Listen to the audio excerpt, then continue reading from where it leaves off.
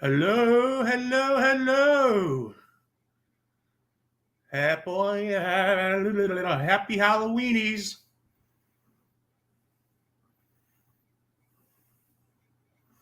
Everybody rolling in here? Da, da, da. Yes, I'm here. Totally recovered from last night. So I'm here for your viewing pleasure. Oh, man, I should turn a light on. Dang.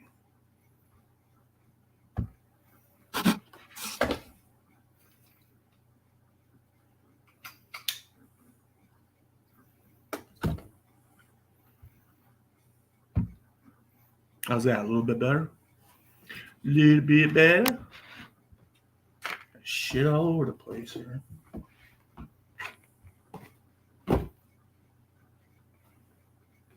So, how's everybody doing? Nobody's here, so I'm just talking to myself, I guess. It's 9:57 p.m. on October 31st, 2024.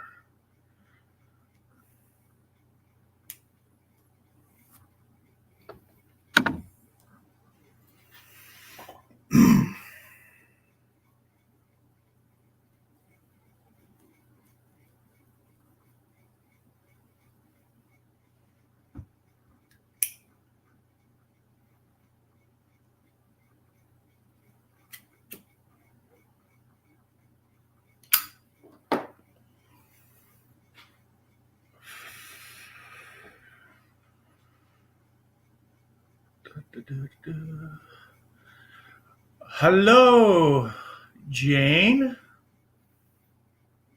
You know you're in your other. Yep. Whatever. Don't matter.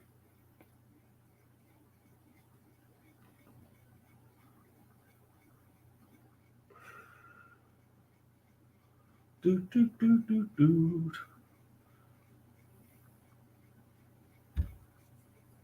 Yes, indeedy. It is Halloween. Trick or treat.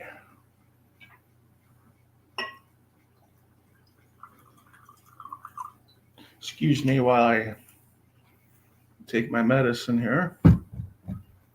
Okay.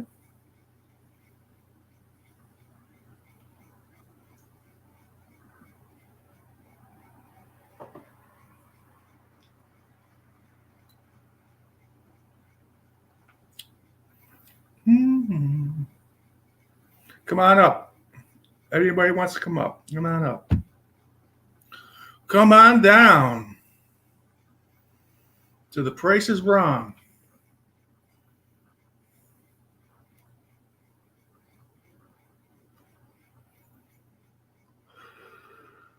I thought you already peed. How much time do you need? My God. I'm just kidding. I'm just kidding with you, Janers. You know that. You go pee pee.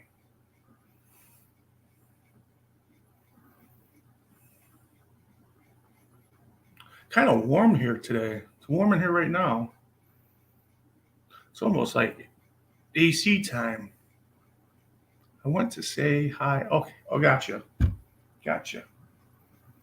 Jane, it's all good, man. It's all good.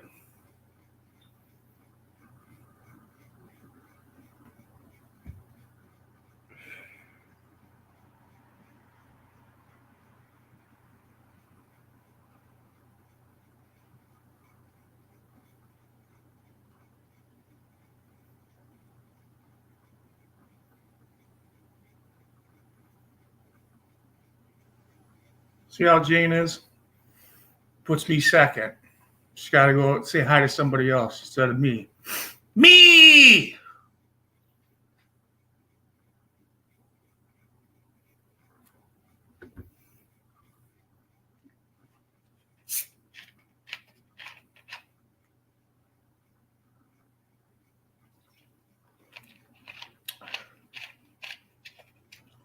Mm-hmm.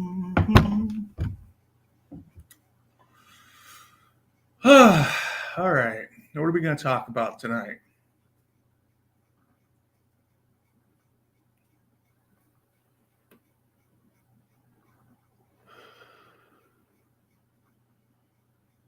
I feel like I blew my wad over on Becca's channel. Now I'm like struggling to find content here. It's all right. We'll get it going.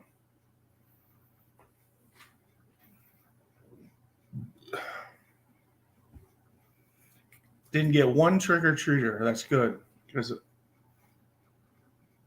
I don't have any candy.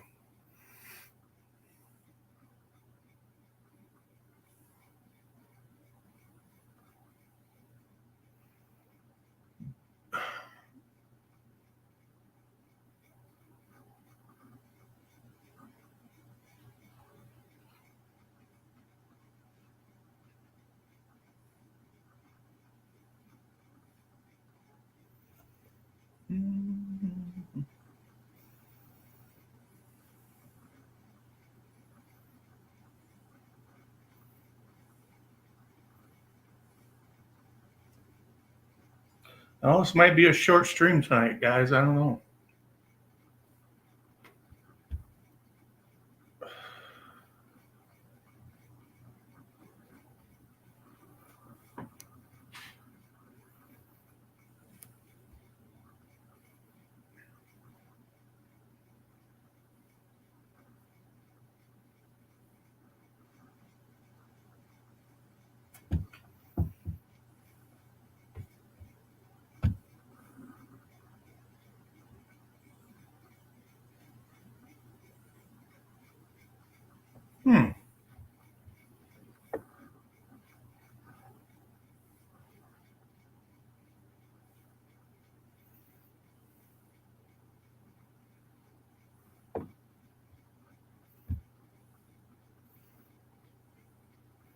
Let's see. I got how long has this channel been on for? Got 500 views so far. It's not bad for this little channel.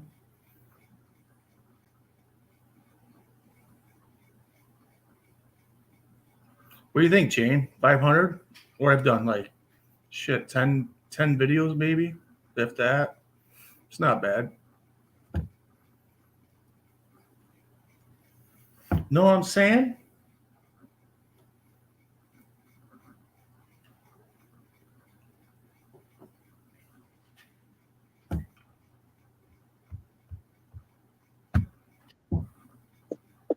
Hi. I know it's kind of late, but that stream wore me out. Yeah, that's pretty funny, man. We lit it up tonight. That stole my energy. Yeah, I know this is probably gonna be a short one, but but yeah, it was fun over there tonight. Yeah. I didn't really need to do a stream, to be honest with you. I mean, but we'll go for a little bit. Who shows up, whatever, you know. I think people are doing the Halloween stuff. Yeah. I don't know, where's Jody? Working. She might show up. She's probably working. Yeah. She's probably listening right now. Well, I'm not. I have 0 watchers right now. That's kind of weird. Maybe they're getting tired of me, Jane. No, you know what's weird? Like in a month from now, you might have like 200 people watching this stream. That's what's weird. Yeah. Yeah, I'll keep it going. We'll see. I mean, every night can't be an extravaganza. You know what I mean? It's like, yeah. But I'm surprised Becca only had 7 people in her stream tonight. But I bet you that thing gets a lot of views. It's a holiday. It's a holiday. That's what's doing it. Yeah, but I mean, most of the people that come in here are older. I mean, the hell are they doing at 10 o'clock? I mean, Halloween's basically over. If they got kids, they're going trick-or-treating and stuff. I mean, 10 They got o'clock. grandkids. They got grandkids probably hanging out with them. Yeah, we used to go to my grandmother's. She lived on a nice long flat path, and the houses were just right next to each other. We go down the street, hit them, go down the other street, hit them, come back. There's like a big loop. Oh my god! Next day, candy galore. It was ridiculous. Hey, the good thing is all the candy's half off tomorrow. Yeah. I'm not getting any. No. I don't know. I'm not a huge candy person anymore. I mean, once in a while, maybe like I'll get a Snickers ice cream bar or something at the gas station, but I'm not really even into those. I mean, I don't know if you can see that. Sardines. I got a box of sardines, What flavor? skinless and boneless and olive oil, Oh, lightly smoked. And it came in a box. So, um, where the hell is this made? fancy ones. You bougie.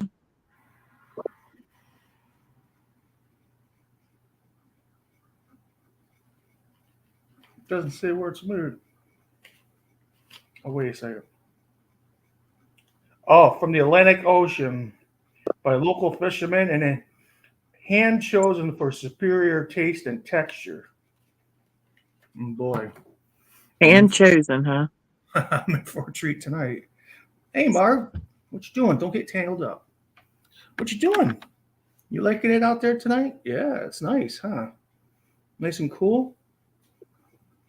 Oh, I was freezing a little bit ago.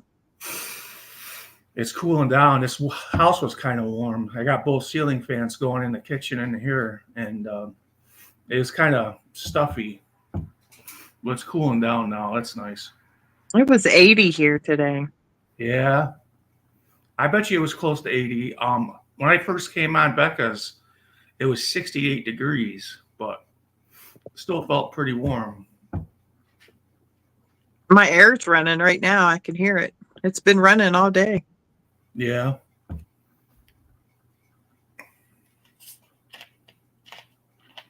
It still must be pretty warm out for the air to be on.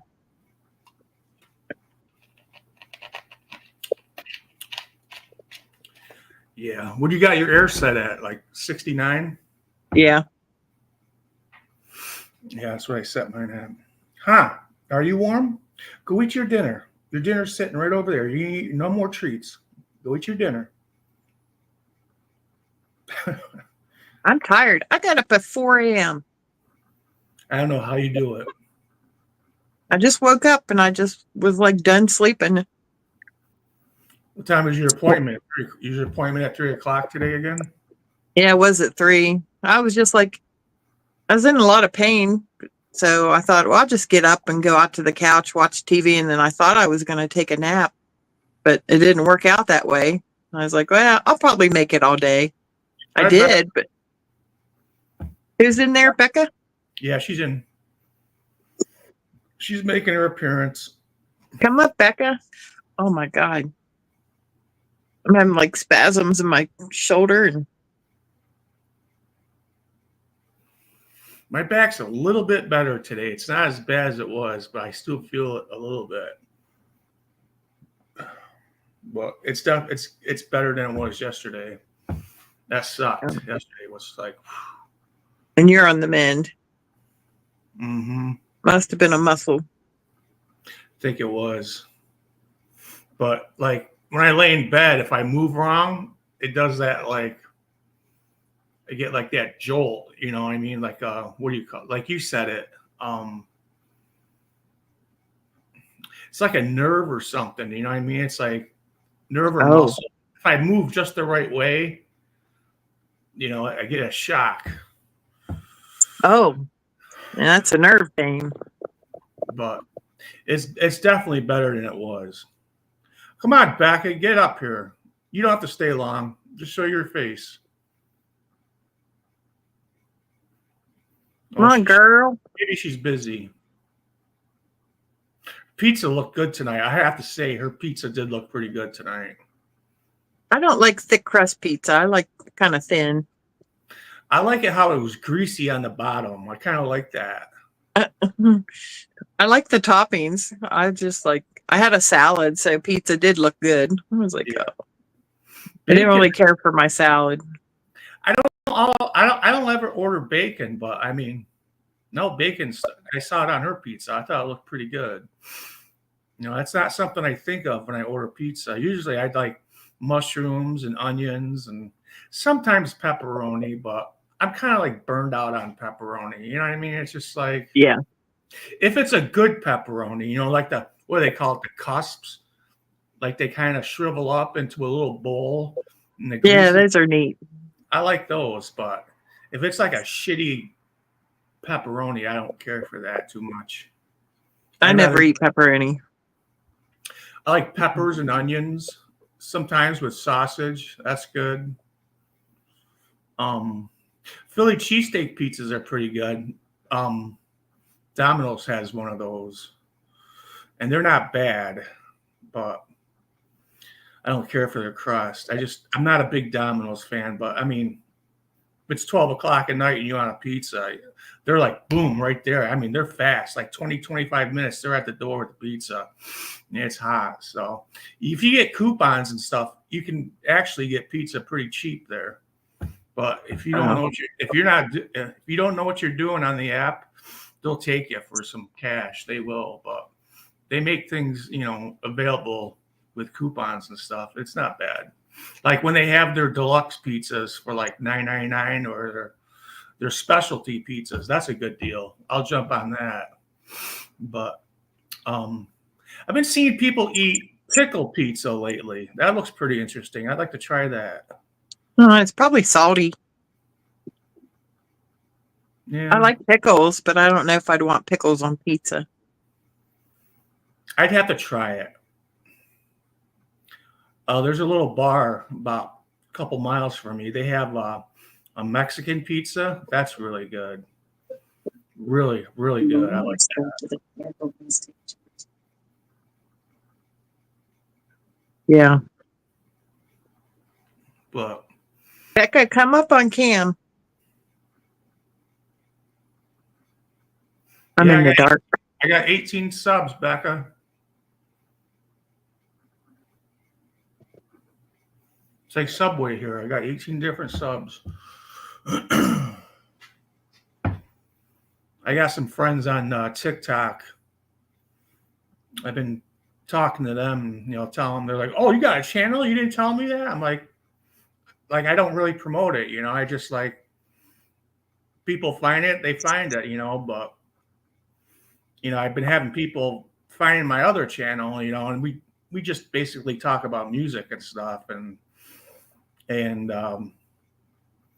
you know, tell a couple people here and there. I mean, hopefully, maybe, you know, some people show up. But I mean, they're all like cool people, you know. So it's like, because I basically know them. If I talk to them for a while and I know who they are and they're pretty cool, I'll let them know, you know. But it's not like I go on there like promoting it. It's just like, that's not what I want, you know. I don't want to promote and just get a bunch of random people that really don't know me or don't know what anything's about, because then you get like dead subs, you know. Someone will be like, well, you know, I'll check it out once, then they don't come back, and you end up with all these dead subs. And that's not what I want. I want like people that come in and chit chat and talk, and they don't have to come every single day, but just like, you know, stop and say, hey, what's up? I'd rather have something like that than, you know, like 3,000. You don't want people that feel obligated to come, right? You know? Right. You know, and I don't want like 3,000 subs where you got the same 15, 20 people every night either. You know, I'd rather just have people find it if they're interested in it. And you know, what do I tell them? What do I tell them what the channel's about? It's like, it's about anything, you know, just random, off the cuff. You know, I think it works better that way than try to sit there and like, you know, structure a show. I mean, yeah, I can see. I mean, it's just, sometimes it doesn't work out. It's better just to boom, whatever's going on at the second, we can talk about that. I don't know. It's all about you guys. I mean, I can't always think of something to say either. I mean, you guys keep the ball rolling for me, and I can pretty much, hang in there and throw in my 2 cents and stuff. But what makes a channel is about the people that come in and talk. That's really that's your bread and butter right there. When people come in and talk and make it a good live, it's like that's what I'm looking Yeah. for. I'm I mean, good until we talk about the same stuff over and over, and then I'm like, I'm bored. yeah, nobody wants to hear that. And I mean, that makes me not want to do a stream either. I'm like, I don't want to sit there and talk about the same shit over and over and over and over. It's got to be something, whatever. Just Yeah. like I said, off the cuff. Even someone comes in and says, "Hey, this is what I did today," or "I watched this today." I mean, that could lead to a half-hour chat just about Yeah, because that's different. But like, I just don't like going into the same channel if they do the same thing every day and there's nothing new. I get bored easily. Yeah. Mm-hmm. I hear you. I'm like, you better have interest, some stories. That's why I'm big into the chat. Sometimes the chat is more entertaining than the actual show, because I mean, what the show's gonna be about, but that's kind of like on the side, the chat is like more, it's either gonna be really funny or, everyone's getting into a different type of, conversation about something or, I mean, and the creators don't care. They like that because it brings people in. They know that they're talking about the same thing over and over, and they love it. Like Frenchie's even said, she's like, I know this is a boring stream and everything, and it's nothing new, but she's like, thank God you guys came in. I appreciate it. You're all in there, chit chat and then giving thumbs up and shit like that. So it's like a win-win situation. It's like I think a lot of the creators like that. They like seeing people come in. They don't have to act. They don't have to sit there and talk about what the creator's saying because most of the time the people in chat have already seen the video that they're reacting about and they know what's going on. They're just in the chat to say, hey, what's going on, and joking around and laughing and whatever. I mean, that's kind of what I'm looking for. Just random stuff. It doesn't, just I'm not into structure. I'm not really into that. I like just random stuff. Some couple new people came in, they might have something to say, and we can chat about that or, get in discussions about whatever. I mean, you know what I'm saying, right? Yeah. Yeah. Yep. This ginger ale is warm, but I've been working on a grocery list. All right. Yeah, seriously. I'm like, I mean, I still got food and stuff, but I'm like running out of like condiments and stuff like that. I like, I need like mayonnaise. I need ketchup. I need peanut butter. I need like more milk, shit like that. It's just like I've been getting on you for a month about grocery shopping. I know, but I just see it's like when I get fed up with trying to make a list, I'll just order something or my mom, she's always got leftovers. She's like, oh, we're not going to eat this. Have this. I'm like, oh, that's a hell of a lot better than what I was going to order. It's like she'll come over like huge piece of meatloaf and mashed potatoes or something. I'm like, oh my God, thanks. I'll eat that. She's like, well, we're just going to throw it out. I'm like, shit, don't throw that out. I'll eat that, Wow. Yeah, don't throw it out. I'm like, that saved me money. I mean, I buy a pizza or a Whopper or something, I'm waste money, I'll eat that, and she can cook. She's not the greatest cook in the world, but she can make basic dinners, I like her meatloaf and she does a lot of like she makes like these sausage balls. I love them. They're so good. Oh my God. I don't know But what they I have think. sausage and cheese and Bisquick. Yeah, yeah. Yeah, my mom made those.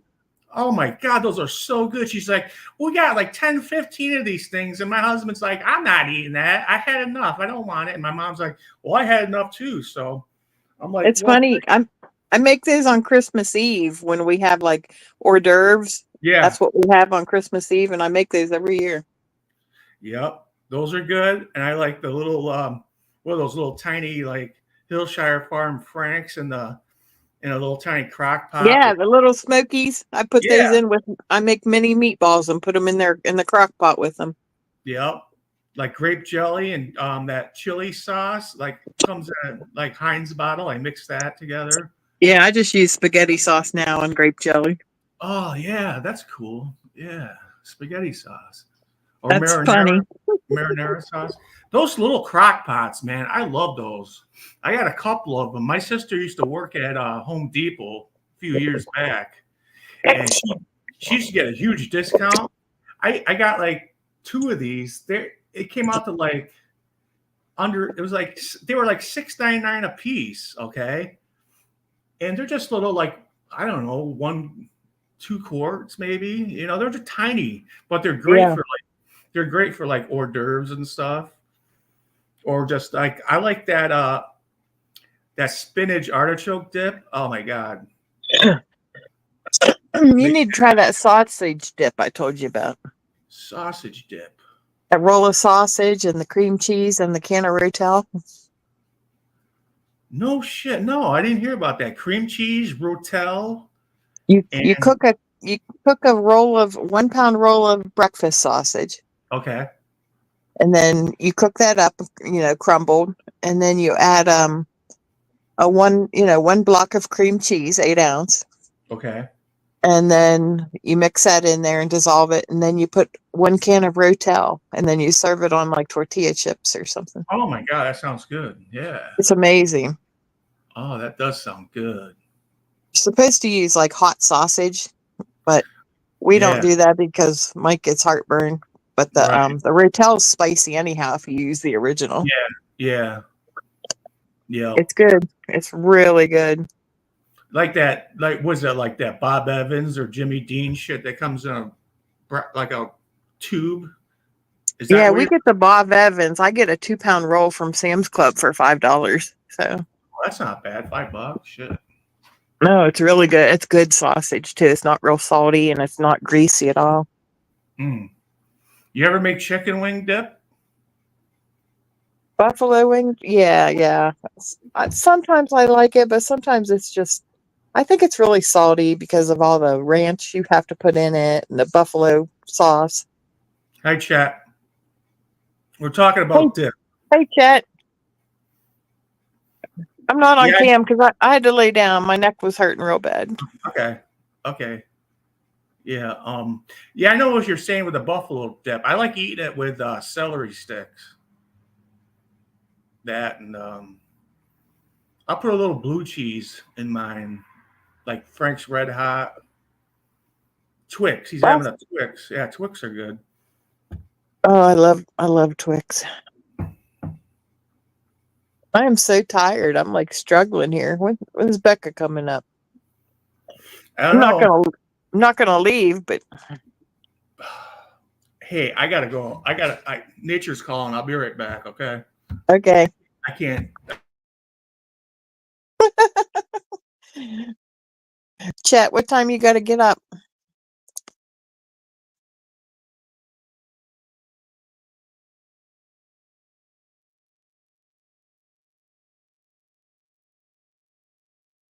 Oh, okay. I'll check out your video as soon as I get off here, Jet.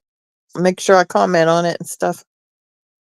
6:30. I was up at 4 a.m. this morning, so I've been gone all day. I'm probably at the end of my day here.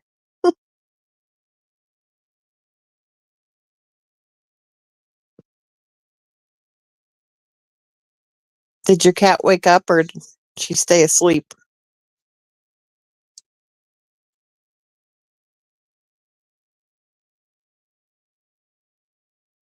Yeah. I'm laying down, covered up with my blanket, and I'm struggling here to stay awake, but I want to leave Spaceman alone. I used all my energy like Becca's. I was laughing too much. Aw, she woke up.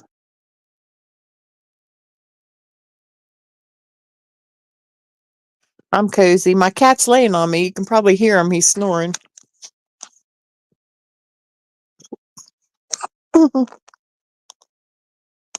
Yeah, it was kind of crazy. Spaceman was bad. And Becca, oh my gosh, they were out of control.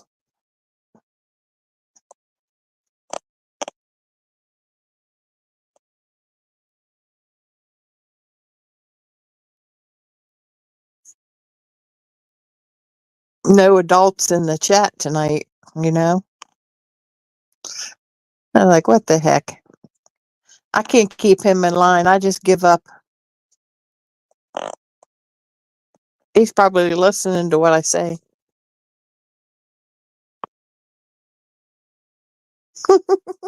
You never know. You never know what we're going to say, where we end up. You know what it is, Chet? It's because we talk outside of YouTube.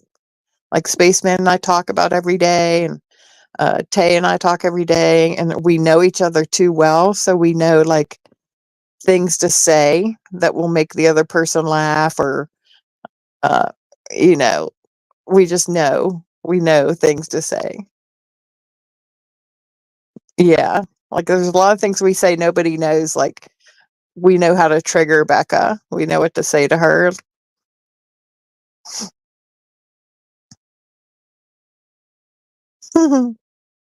I know she needs to get her butt in here. Like, girl,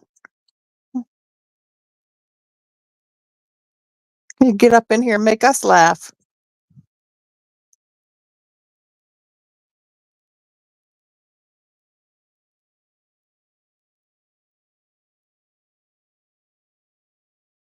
We kind of all have that quick wit, you know?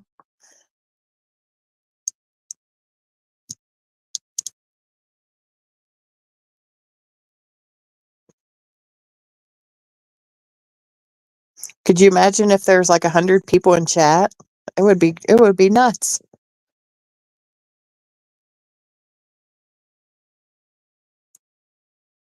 It'd be hard to follow it. There'd probably be so many jokes, and whew, it'd be exhausting.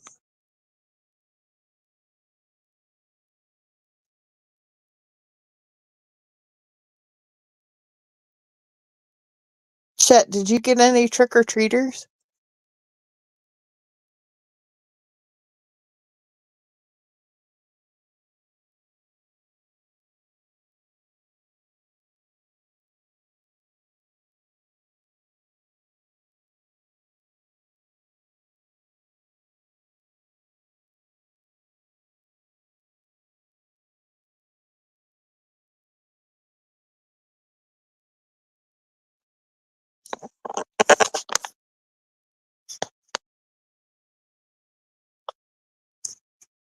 Oh no, someone took Chet. Oh my God, I totally forgot to tell you guys today. What?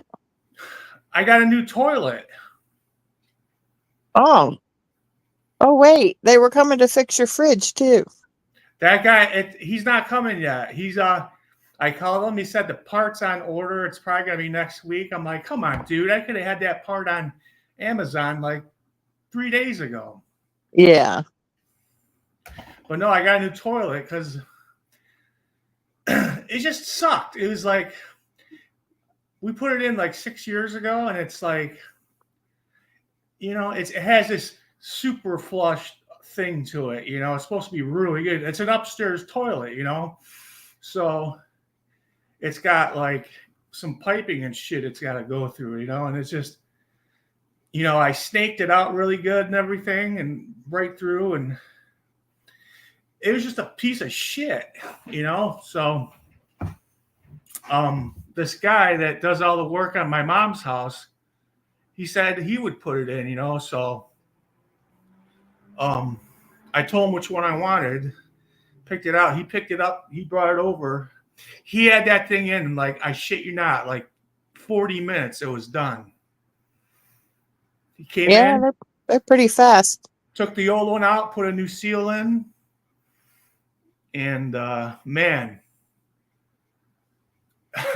I totally forgot about it. I sat down. I'm like, oh shit, I got a new toilet today. I totally forgot Yeah, about it. So not I much got to up. them. He was here at 8:30, and I got up. He came in, and I made him coffee. I said, "You want a cup of coffee?" He said, "Yeah, I'll have one." So he made one, and I made one and gave it to him, and he's took it out of the box, carried the thing in, and shit, man, he was like 1, 2, 3, boom, took the old one out, threw it in the back of his truck, and I was like, "Hey, thanks a lot." But yeah, nice new shitter. That's always nice. Hey, Chet bought full-size candy bars, and then not one kid showed up. Oh yeah, we used to do that. Buy That candy. sucks. We used to put like smoke machines out and like like flashing lights and everything. We did it up like long time ago, like 15 years ago, and we used to get some kids, but I don't know. I think everybody's grown up in our neighborhood, and nobody really comes to the door anymore. So We live too far out. We don't have houses that close or anything, so we've never had trick-or-treaters here. yeah, I can't imagine too many people are going to go out into the boondocks trick or treat your house. I would. Yeah, I know what you would do. We'd have eggs all over it. Toilet paper. No. Yeah. If I was 15, maybe, but I'd write Jane with what do you call it? Shaving cream. Silly All string. over your front window. Yeah, my husband beat your ass. Or take like an old 8-track tape and wrap the tape around, like the tape that comes out of the cartridge, wrap it all around your car so you can't open the door. That shit, Yeah. we used to do that. We used to make little roadblocks, put tape up across like a telephone pole, and go across the street to another telephone pole and make like a people used to get pissed. They get out. We watch him. We'd be like in the bushes, He'd be sitting there taking the tape off. One Halloween, it was cold, and my mom said, "Come on, we're going to go and we're going to do some tricking." And we went in this, they were fancy neighborhoods, okay? They were rich people. Mm-hmm. And she wanted to go where her best friend lived, okay? So we went up there, and she's like, "We did this once when I was young." And my mom was not a nice person, right? Oh. And I was probably junior high, just entered 7th grade. And she's like, "Well, here." And it was a bottle of white corn syrup, like the Cairo, Oh and no.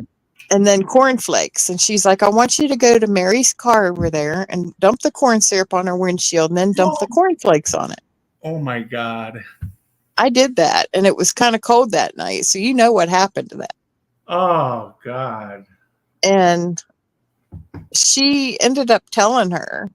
She told her, and like Mary was so mad at me. And the thing was, I used to babysit Mary's kids, and I never, my mom said it was no big deal, and she thought it was so funny and stuff. But like, I think she purposely wanted me to quit babysitting for her because like Mary loved me and those kids loved me. And I think she like sabotaged the whole thing because my mom was just like really cruel like that. Yeah. But I had to go back and I had to like wash that windshield and clean that off. And it was like such a huge, huge mess to get Kale. cleaned Oh off. my God, that kale syrup is so thick and sticky. Gross. Yeah. But like my mom didn't have to do a damn thing. And she's the one that basically made me do it and take my little brother, who was 4 years younger than me. And my mom drove us there and stayed in the car while we did it. And I'm like, that's not fair. It's funny, but I would have been pissed to come out and find kale syrup and cornflakes. Oh my God, what a fucking mess. Yeah, You you can't just like, you can't just like get a hose and spray that off. No, we didn't. And that's like, you just totally triggered that when you were telling that story. It's like, oh my God, I just had that memory come back. Like, woo.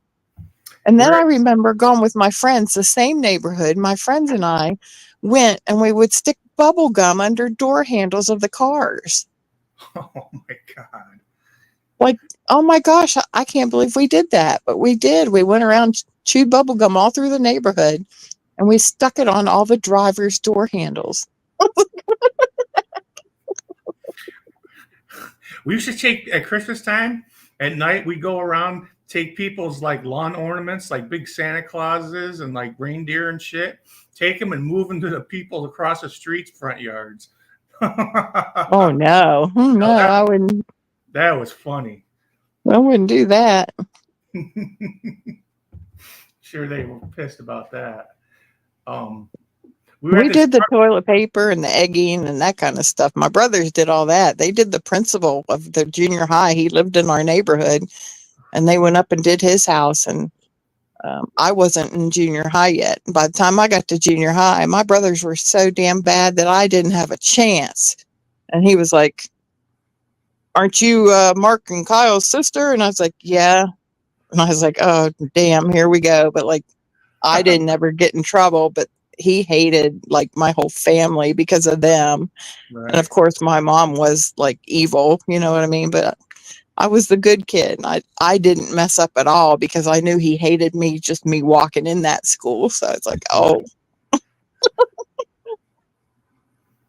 Right. Oh god, we were at this lucky. party one time, and this kid he passed out, and his car was in the driveway, and one of my friends had this idea of taking all our cigarette butts and super gluing them to his windshield.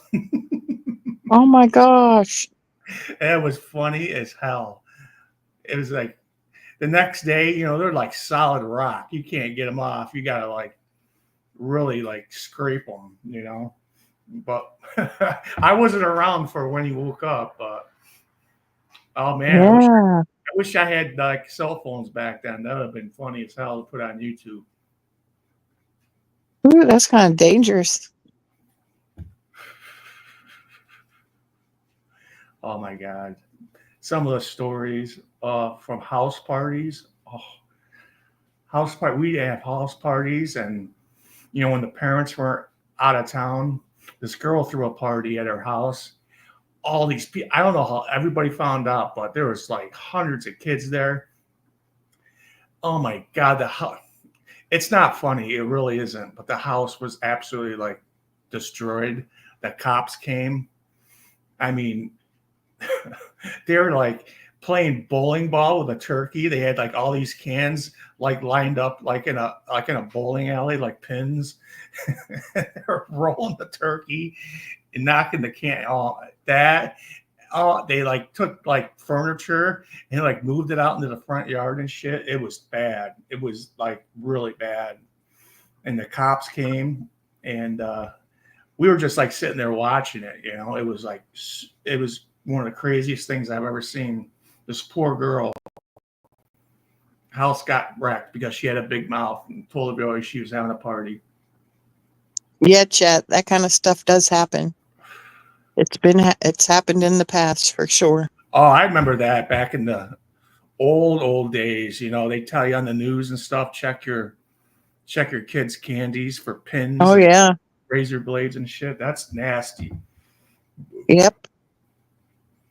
It's happened. People do that. It's probably way worse now. Like the things, I would never trust that. Like with my kids, it was terrible. After a while, as they got older, I would just buy them all kinds of candy, and we would just like get them toys. I'm You know, like, we had a big mall, and remember one year we were kids, their parents took us up there with some of our friends, and each store would give you candy. It was a kind of a safe thing.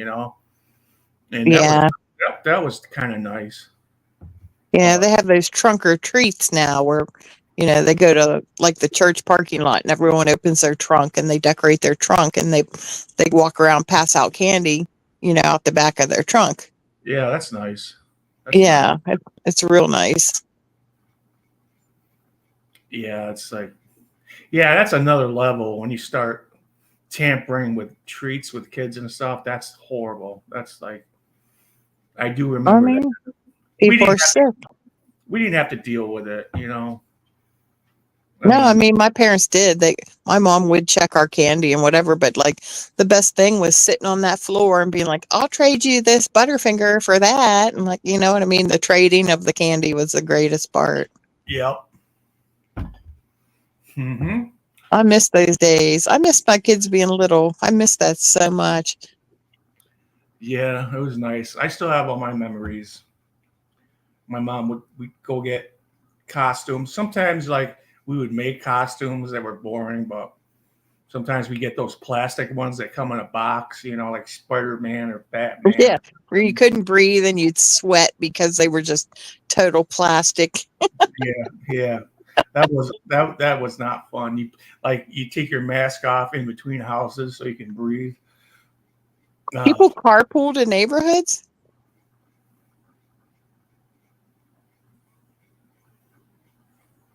Wow, it's a whole thing now. You know. yeah, we grew up in you know, a nice neighborhood. I don't know if it's rich, but it's just a nice neighborhood, you know. It's like everybody had money and the treats were really good. We get like some really good stuff up there. We would go in high school, like I think our last year was ninth grade, and some of the people are like, "Aren't you too big to be trick or treating?" We're like, no, we just want candy. My daughter was in junior high, and she went with her best friend, and her best friend lived in the same town as Brad Paisley. Okay, the singer. And they went to his high school. All right, Uh-huh. later on, but so she went there, went trick or treating with her, and those people, some of them, you know, a lot of the doctors and stuff lived there. And she came home from trick or treating, and I'm like, "What do you have?" She had like this, I don't know, it was like more than a 24-inch stuffed Pooh Bear, probably a 3-foot Winnie the Pooh. And I was like, "What do you have? You got that trick or treat?" And she said, "Yeah, Mom." She's like, "I was the 100th person to this house and I won Winnie the Pooh." I was like, "Holy crap, they got a whole next level trick or Wow. treating there." And she had like, I don't know, probably like 5 or 6 whole full size candy bars, and this town was huge, and they probably gave out hundreds and hundreds of these candy bars. And I was like, "Man, the doctors and lawyers kids don't mess around." I was like, Yeah, "Well," they got it going on. so This, she was this, like so happy. I remember the old people, you know, instead of candy, they would wrap like pennies and nickels and dimes and shit up in foil. Do you remember that? I don't know if they would give that instead of candy, you know, because back in the day we had penny store candy. You know, like you could take if you had like 25 cents, you could go into this little store and pick out what you wanted under like they had like this glass case behind the in front of it was where the register sat. You know, like I want one of those, a bazooka, you know, a lemon head. It was penny candy, you know. Oh Come, yeah, yeah, the individual Tootsie Rolls. Yep. yeah, that was fun. That was really nice back then. You Yeah. know, you get a popsicle for like 10 cents or Yeah, the full size candy bars are the best, and we used to get the homemade popcorn balls, and yep, you could get all that homemade Rice Krispie treats wrapped up. People would give really good stuff. yep. Cans of pop. I was like, "Oh yeah, I want a can of pop. Yeah, that's good." Hmm. Bags of chips. Yeah. I'm trying to think. My neighbor lady, she was a real religious, a real conservative Christian, and they didn't believe in Halloween, and they didn't really do Christmas stuff like that. And we would go trick or treat there because her daughter was a real good friend of mine. She'd Mhm. always give us pencils from the church, and they had the church's name on them. And I'm like, "Hey, it's something." You know, Yeah, it didn't bother me, but something different. Right? I mean, that's all we used up until like seventh grade was pencils. You know, and I remember the number two pencils that were like yellow and they had the green writing on them. Those were my favorite because they were like really soft. Because when I wrote, I like kind of like I liked it like I used to like really put pressure on it for some reason, that's just the way I was. I like to write with a pencil, a lot of pressure, make it really black. Those yellow pencils with the green writing were my favorite. You just get them at like CVS or like $1.99 for 10 of them. Those are my favorite. I hated the hard ones with the thin leads. I didn't like those. I like the Pentals. When they came out, you put the lead in them and just kind of click them. I liked writing with those. Those were really nice.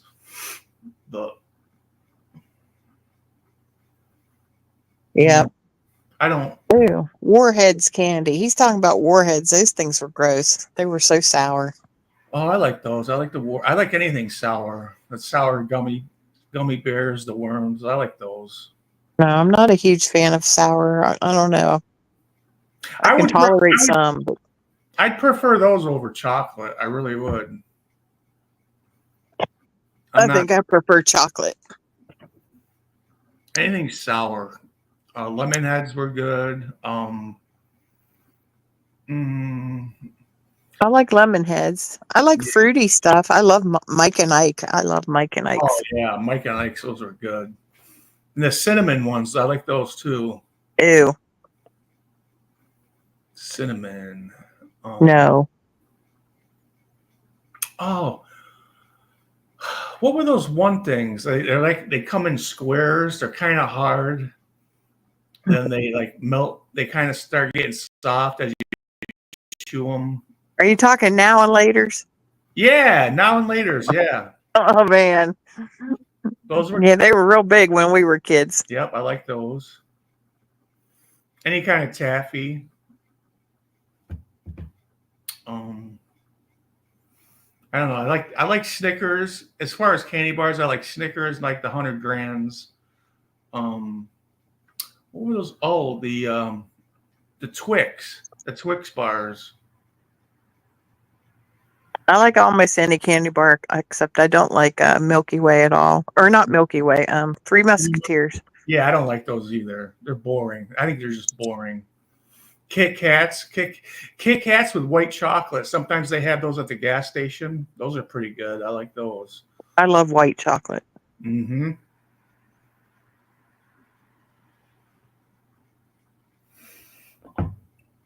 Three people watching.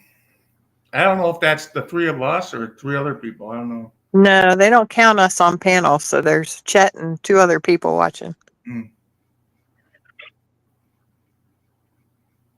Remember those bottle caps? I used to love those bottle caps candies. The ones that tasted like cola. They were my favorite. Yeah, those were good. Yep. I like the ones that like fizz in your mouth. Like they pop. What the hell were those things called? You like? Oh, they were. Oh. What are they called? Pops? Were they called fizzles? Something like that. Do you remember the kid died? There was a kid that died, and it was in the news because he ate those. You sure? Yeah, when we were kids, I remember it was. Are you talking Pop Rocks? Pop Rocks, yeah. No, that was a false story. They said Mikey, the Life cereal kid, died. Yeah. No, he didn't. That was false. Okay. Yeah, that was false. I remember that though. He didn't die. That made me want him even more. I was like, oh, he died. I want to try those. No, that's just they put that like what do they call that? The same stuff that's in pop. It's just carbonation is all they put in that. So it's like, it's safe. It just pops in your mouth and then it's done. Here's one. You remember Garbage Pail Kids? Oh yeah, I love those cards. We used to collect those. Oh my God. Everybody was addicted to those. They were great. We had two candy stores. We had Penders, and we had the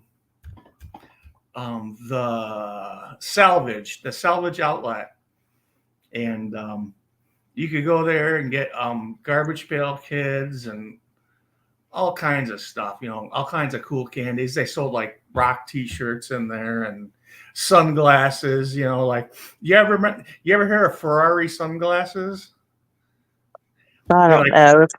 they fold up. They're like pilot glasses, but they like fold up and they come in like a little pleather case. They're like $3, But I mean, if you were cool, you had one of those with a jean jacket, and you have to like have like pins on your jean jacket, like rock bands and shit, and that was like, you were in the cool crowd if you had like a Levi jean jacket with all the pins and everything, and your Ferrari sunglasses that fold up and stick them in the inside pocket.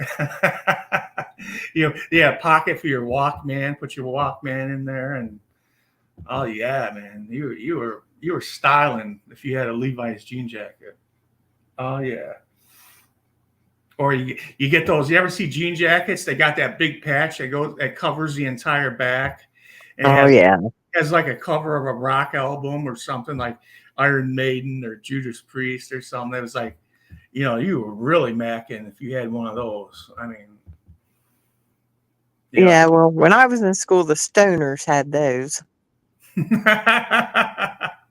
Well, I wasn't a stoner, but I I don't know.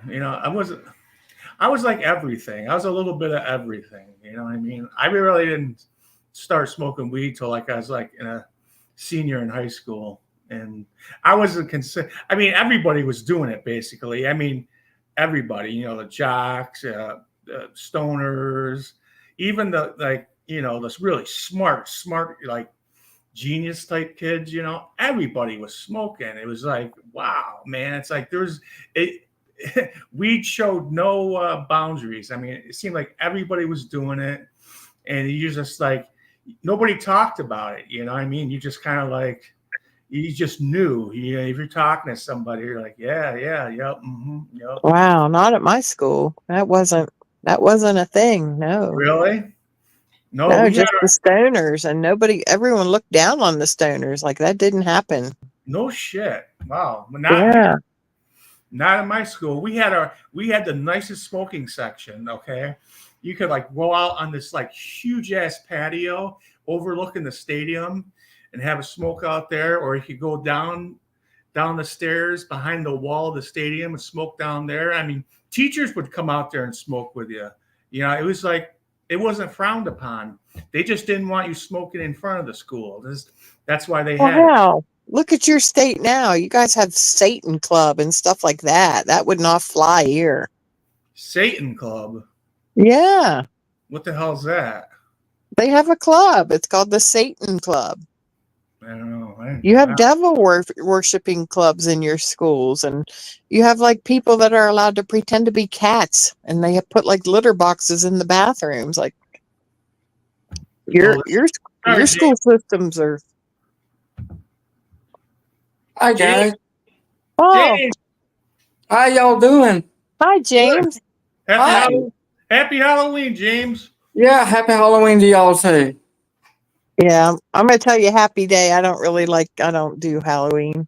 Ignore my I don't, picture. That's I don't do it anymore either. I haven't done it since I was a child. I went to public school for many years, and then I got out of it, and I started going to Christian private schools.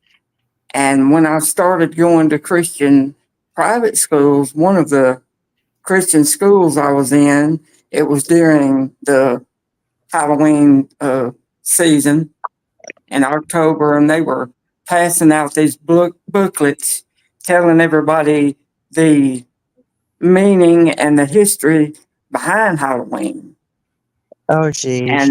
and what it stood for. What the witches and the warlocks did during that holiday, and what trick or treats really stood for, and all of that. And after I read that little booklet, I didn't do Halloween anymore. I didn't dress up. I didn't make up. I didn't go out and get candy or none of it. Have a good night, chat. Thanks for coming in. Oh, you going to sleep, Chet? Good night. Good night, Chet. I'm gonna watch your video when I'm done here, Chet. So they pass out books about like what the real reason is for Halloween. They did back then. They Yeah, did back then in the 80s. Yeah. right.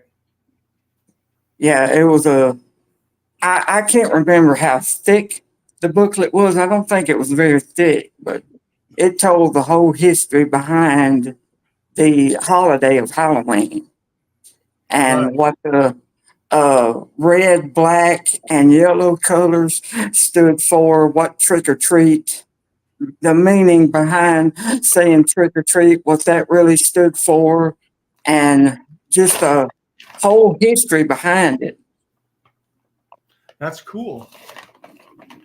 Not cool. I And don't want anything to do with it now. and it just, it was a little bit too dark for me. I mean, Yeah. I didn't know the Lord too. Yeah. I mean, I saw a Okay. video. I saw a video that basically told you the history of Halloween. And I kind of got the gist of it. I know it's not really like a real, not a real religious type thing, but I mean, No. but it's good to know. It's good to Well, it's just history. And right. We need to know all about history that we can know. And that's good to know, the history behind a lot of things. right. And it just personally in my heart and spirit, it just didn't sound right. So I decided not to follow that path. And like, I'm supposed to move that arm. Hold on just a minute, guys. Okay. Yeah, Halloween basically now it's like a toned down thing. It's like it's mainly for kids. I mean, Let's as the go. years go by, I think people have turned Halloween into something more as a type of just a fun family type thing for kids to get treats and stuff. There's nothing wrong with that. I mean, nobody wants to portray it as it really is. I mean, I don't think many people would go for that, but um back to where we were talking about, Jane, there, you were saying the Satan Club and stuff. Most of the people in my school were like raised Catholic or Christian. It didn't matter, if you're a stoner or a sport person. Yeah. It's like we went to religious ed as kids, and all the different mix of people were there, and Pleased with that reading. I don't remember anything negative like that. I think That is more. high school was kind of like, I don't know. Yeah. I was lucky, our high school was let me turn this mic off here. All right, Jimmy. Our high school was more of like a social gathering. I think everybody. Okay, James. Sorry. Sorry about that. It was more like a social thing. Everybody just got together. I don't remember seeing a lot of hate in our high school. I really don't. It didn't matter what color you were, your heritage, how you dressed. I don't remember anything negative. I don't remember fights.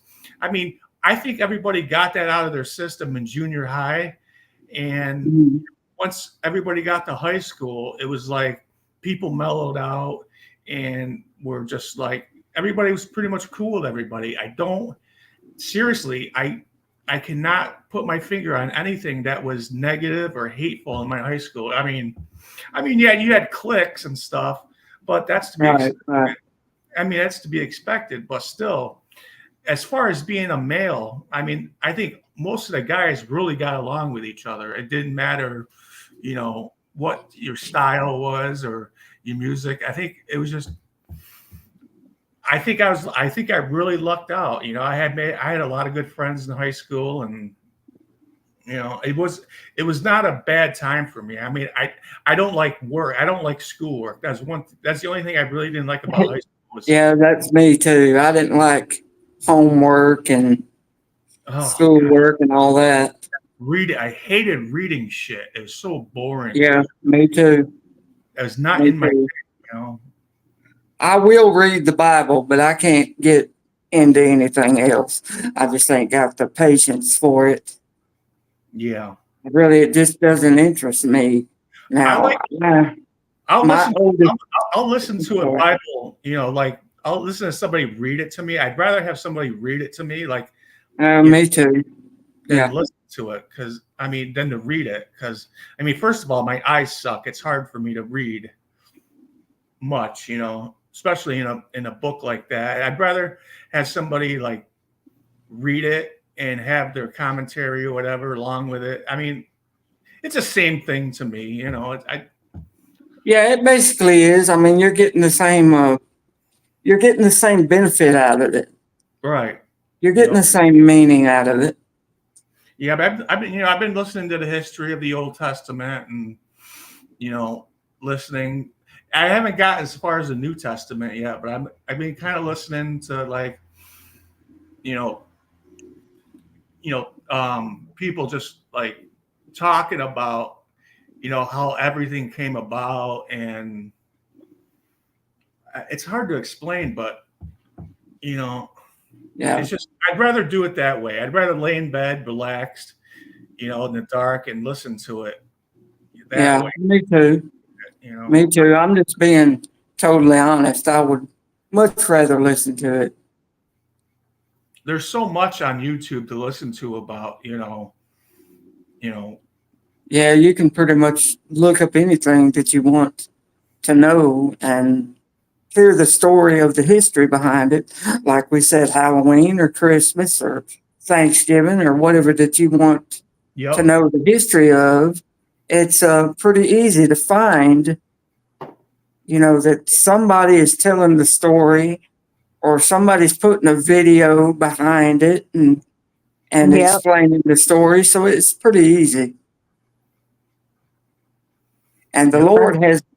the Lord has made it to where you can find the Bible on social media just about anywhere. So really, nobody has an excuse not to uh, not to listen to it or to read it if they prefer to, uh, whichever way that they prefer to get it. There's really no excuse for anybody not to, Right. because he's made it so available. It's everywhere. It's in every platform. It's in every type of form that it can be given. I But actually I actually watched a video on the proper way to say the rosary, because uh-huh. my grandmother used to do it when I was a kid, and I couldn't quite remember how she did it, but I was watching an instructional video, how to properly, do the rosary. Uh-huh. It takes a while. You really have to dedicate some time into it, and Right, right. it's not a 1, 2, 3. It's not like you're saying Our Father or Hail Mary before you go to bed. It's work. You got to sit there Yeah, and dedicate time into it. And exactly. but I So, listened to it because I was interested. I was like, I want to know how it's done. If I right, right. if I do it, I do it. If I don't, I don't. But at least I know how it's done. So, as a child, were you raised up as a Catholic? Is Yes, that your okay? I was a Okay. Catholic. I went to church every single Sunday up until about after I made my confirmation. It was about 15. Okay. Um, I went through everything, First Communion, my confirmation, all that, and I believe, to this day, I still, I have faith. I'm a believer, and Right, right. I just, at one point when I was growing up, I was like, I'm not into the church thing. It's not for me, and Mhm. I'm sick and tired of people telling me how to do everything. I'm like, I want to do it my way. Yeah, yeah. And whether the Lord likes it or not, I think, I don't think He cares, as long as you know try to follow His path, and say your prayers and whatever, and treat people kind. I think you know, if you don't want to go to church, you don't have to. I mean, Catholic it's a very hard, um religion to follow. It really is. It's very, I don't know, it's just too much. I don't really dig. You know, it's really not Right. my, you know, It's not your cup of tea. it's not, but that doesn't mean that I don't believe, you know. Right, right. Mm-hmm. It just means I don't care. I don't care if you're going to church.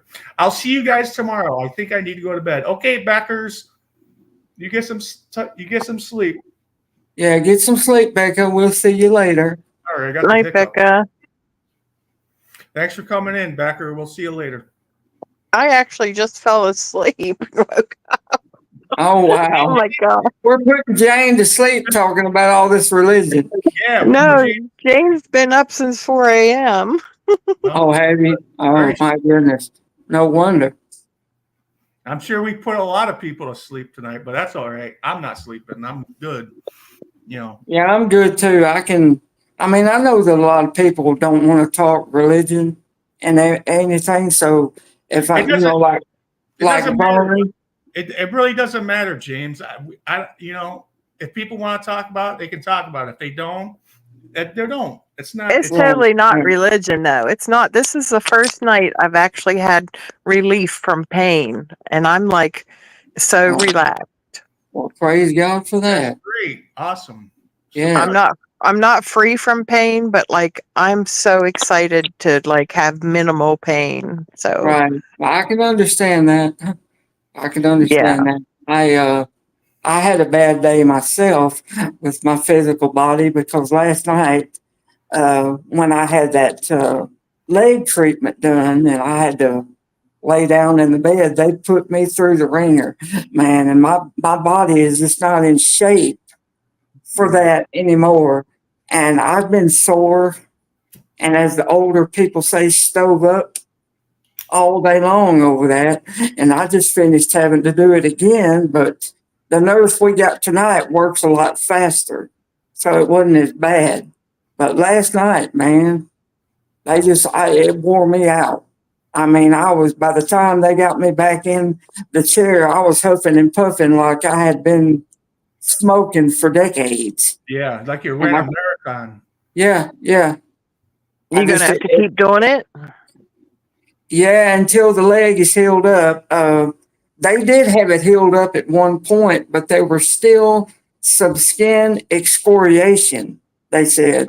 And what happened was I was wearing briefs at that time, and the brief stuck to the excoriated skin. And when they opened the brief up and went to pull it off to put barrier cream on the excoriation, it ripped it back open. So we're having to start all over again. So now I'm wearing pull-ups instead of brief. They say that pull-ups. Some type of cream they can put on there that. They were putting barrier cream on it when it was just excoriation, but the diaper that I had on, because when you're in a nursing home and you can't get up and go to the bathroom, you have to wear diapers or briefs. Briefs is what they prefer to call them, but it's just an adult diaper, is all it is. But it stuck to that excoriated skin, and when they opened it up, so the nurse could put more barrier cream back there, when they opened it up and pulled the brief pulled that skin and just ripped the place back open again. That must have felt really good, right? Yeah, it felt really good. Jeez. And I got aggravated, and I try not to use curse words a lot. I used to before I knew the Lord like I do now, but the aggravation and frustration here lately, my mouth has been out of control. And I told the nurse, I said, "Ain't this a bitch?" I said, "We got to start the shit all over again." And it took them a solid month to get that closed up the first time. Was it because they left it on too long? Was that the problem? Was it like their? Well, it could have been. It could have been, yeah. I mean, the barrier cream could have dried on there, and then me sitting on it and it compacting on that area of skin and then dried. And then when they went to pull it off, it stuck too hard and just ripped the Yeah. place wide open again. It sounds like they need to increase the frequency of changing that out, because Yeah, obviously they took too long to, yeah. put Well, attention. I've been on top of the aides about that. I told a couple of them, I said, you have to change, even though we're wearing diapers. I said, whether you go to the bathroom and dirty them or not, you have to change them like underwear. Right. Because if you don't, it's going to mess your skin up. Your skin is going to get, Yeah. I mean, it's going to get moist. It's going to get wet. It's going to break down just from sweat, from body sweat and body odor and stuff like that. It's going to tear the skin up. And I finally got one of the aides to understand that. And she was one of them on day shift and she was doing it. But now they've put me on all night shift stuff. So I'm having to rework on it, Right. But since the nurses are doing the treatment, they'll tell the CNAs, they'll say, you need to change his pull up, and they'll change the pull up, which pull ups is going to be better than brief wear anyway, because it doesn't cover that area of skin. So it can't stick to it and pull it back open again.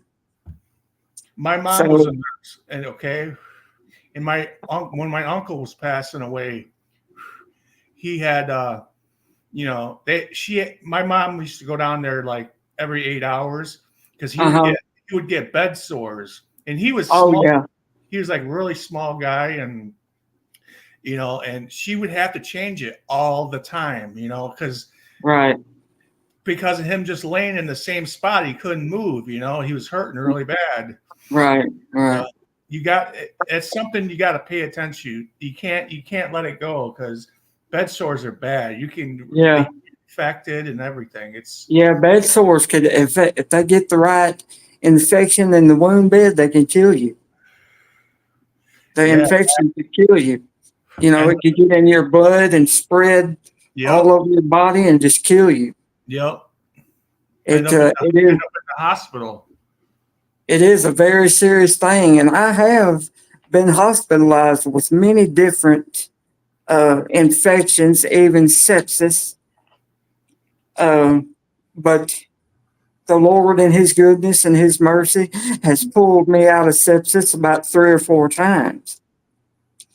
And my sister, one of my oldest sisters, was in a nursing home for about 2.5 years before I ever went to one full time.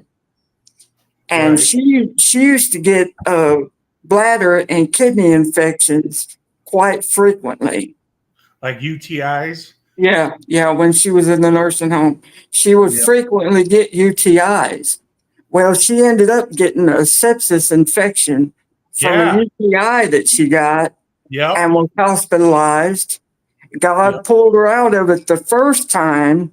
It happened again, and she didn't make it the second time. Those are bad news. They are bad. UTIs are bad news. She didn't make it the second time. It got her, and she was only 54 years old. Oh shit! And her name was also Jane. Wow. Oh wow! Yeah. That kind of shit that can be avoided, but that's just. Oh yeah, it could have been avoided. Yeah, I'm sure. I hate to use the word, but it's almost like, negligence. Yeah, with my own experience in the nursing home. Would you agree with that, James? Negligence? Yes, I would. 110%. I would agree with that, because my personal dealings in a nursing home, everybody is neglected to a certain extent. And I know that she was neglected. I know that she was neglected a lot. Yep. And probably just didn't tell anybody about it, didn't tell my mother about it, because my mother was still alive then at that time, and she was going to see her on a regular basis and staying for hours. She would get up in the morning time, go to that nursing home and visit my sister, and stay gone until dark. Hi, Jody. I mean, just all day.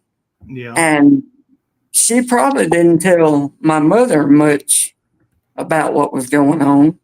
There's very little that my mother could have done anyway, but Yeah, it's sometimes it's hard to talk about that kind of thing, you know, but yeah, because I've tried, since I've been experiencing what I've experienced. I've talked to my niece, I've talked to my sisters, I've talked to everybody that I could talk to. I've talked to everybody here and tried to be nice about it. yeah, I yep, ended up before it was over with being a smart aleck, as they say. There's a few of them that think I'm a smart aleck everything that I say, because I have a strong opinion and I believe in standing up for residents' rights, and I will stand up for my rights when I know I'm not being done right. right. You got And you got to communicate with these people, but you yeah, know, it's I hate to say this, James, but it's almost like you got to kiss their ass, you yeah, know, exactly. Yeah, kiss their ass, exactly. or you're, You gotta or you gotta put sugar, on it, whipped yep. cream and sprinkles and a cherry, and then kiss it. The last thing you want to be is on the shit list when you're in a nursing home. Trust me. Yeah, yeah. My Because you'll dad, be my dad you'll be used, neglected even more after that happens. you know, But yeah, yeah, I understand better what she was going through now than I did then. right. And I was able to walk and do my own thing back then. And my mother was wanting both of us to go in the nursing home just to be with her. And I said, well, Mom, I said, you can if you want to, if that's what you want to do. But I said, I don't want to do that. I said, that doesn't interest me. I said, I will visit her when I can and everything, but to live in one doesn't interest me. But if you want to do that, you're more than welcome. Yeah, That's your prerogative of what you want to do, but not me. And she yeah. never did do that, but I know what you're saying. You're like kind of like you want to tell these people to get their shit together, but you got to bite your tongue and just you're right. you got to Yep. like really just say, hey, I'm in pain. This needs to be done. That needs to be done, and um, And hope that they do it and keep doing it. yeah, Yeah. even if you kiss their asses, it might not get done because a lot of these people they're just like they're in there just to make a check and do as little as possible, Right. You're absolutely right. and Do as little. I hate to say that. I mean, I'm not trying to bring Oh, you I down. know. I'm not, but this is just from what I've heard from my own wife, because my wife, Yeah. she used to go in there and, she was always like doing the extra things just to make people happy, and she was a CNA, she was a CNA there, and she took care of her grandmother when her grandmother passed away. So, and she had a good heart, so she's like, Right. no, if there was something that she couldn't do for a resident, she would go up and talk to a nurse and say, hey, this person needs this person needs that, or whatever, and then, Right. but She tried to do everything that she could possibly do for the people, and that's the way that every CNA should be. right, It's a shame that they're not, but uh, it's a shame that the majority of them just do enough to get their paycheck every 2 weeks. I yeah. mean, just do enough. I mean, they give them the CNA award, or they give them their what do you call it? They make them a CNA, okay, just to Right, right, just to keep them so they can bump them up maybe like 50 or 75 cents, But I mean, they need to like tell these people, you gotta just do your job. You gotta get in there. Maybe give them a little bit more money. They can afford it. It's the people on top, the management Yeah. of these companies. Uh-huh. They steal all the money. Right.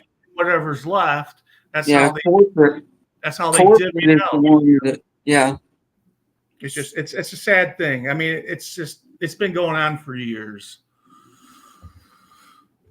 and Yeah. there's As long as nursing homes has been in business, it's been going on.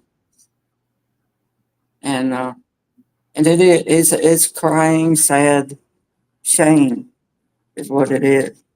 and it's But, almost like if they can't do it for you, it's almost like it'd be worth it to ask them, like, well, can I have the products I need to do it myself? I'm not sure if you're able, to do it yourself or not, but I mean that may be a way well, to go. If um, there is two wounds on the front of my stomach that I could do. right, I can't change the colostomy bag. They have to do that. right, Now I do empty the colostomy bag when it starts to fill up with right, the contents of the bowel. I right. will open it up and I will empty it out and then clean the bag up and clean my hands up and everything up and then close the bag back up. Make Yeah, sure that all the air is out of it because the bags that they order are not vented. So gotcha. whatever air or whatever gas comes through your intestine, it fills the bag up like a Yeah, balloon. yeah. You That's know? So you have to release that. Is there a way to release? Is there like a valve or something?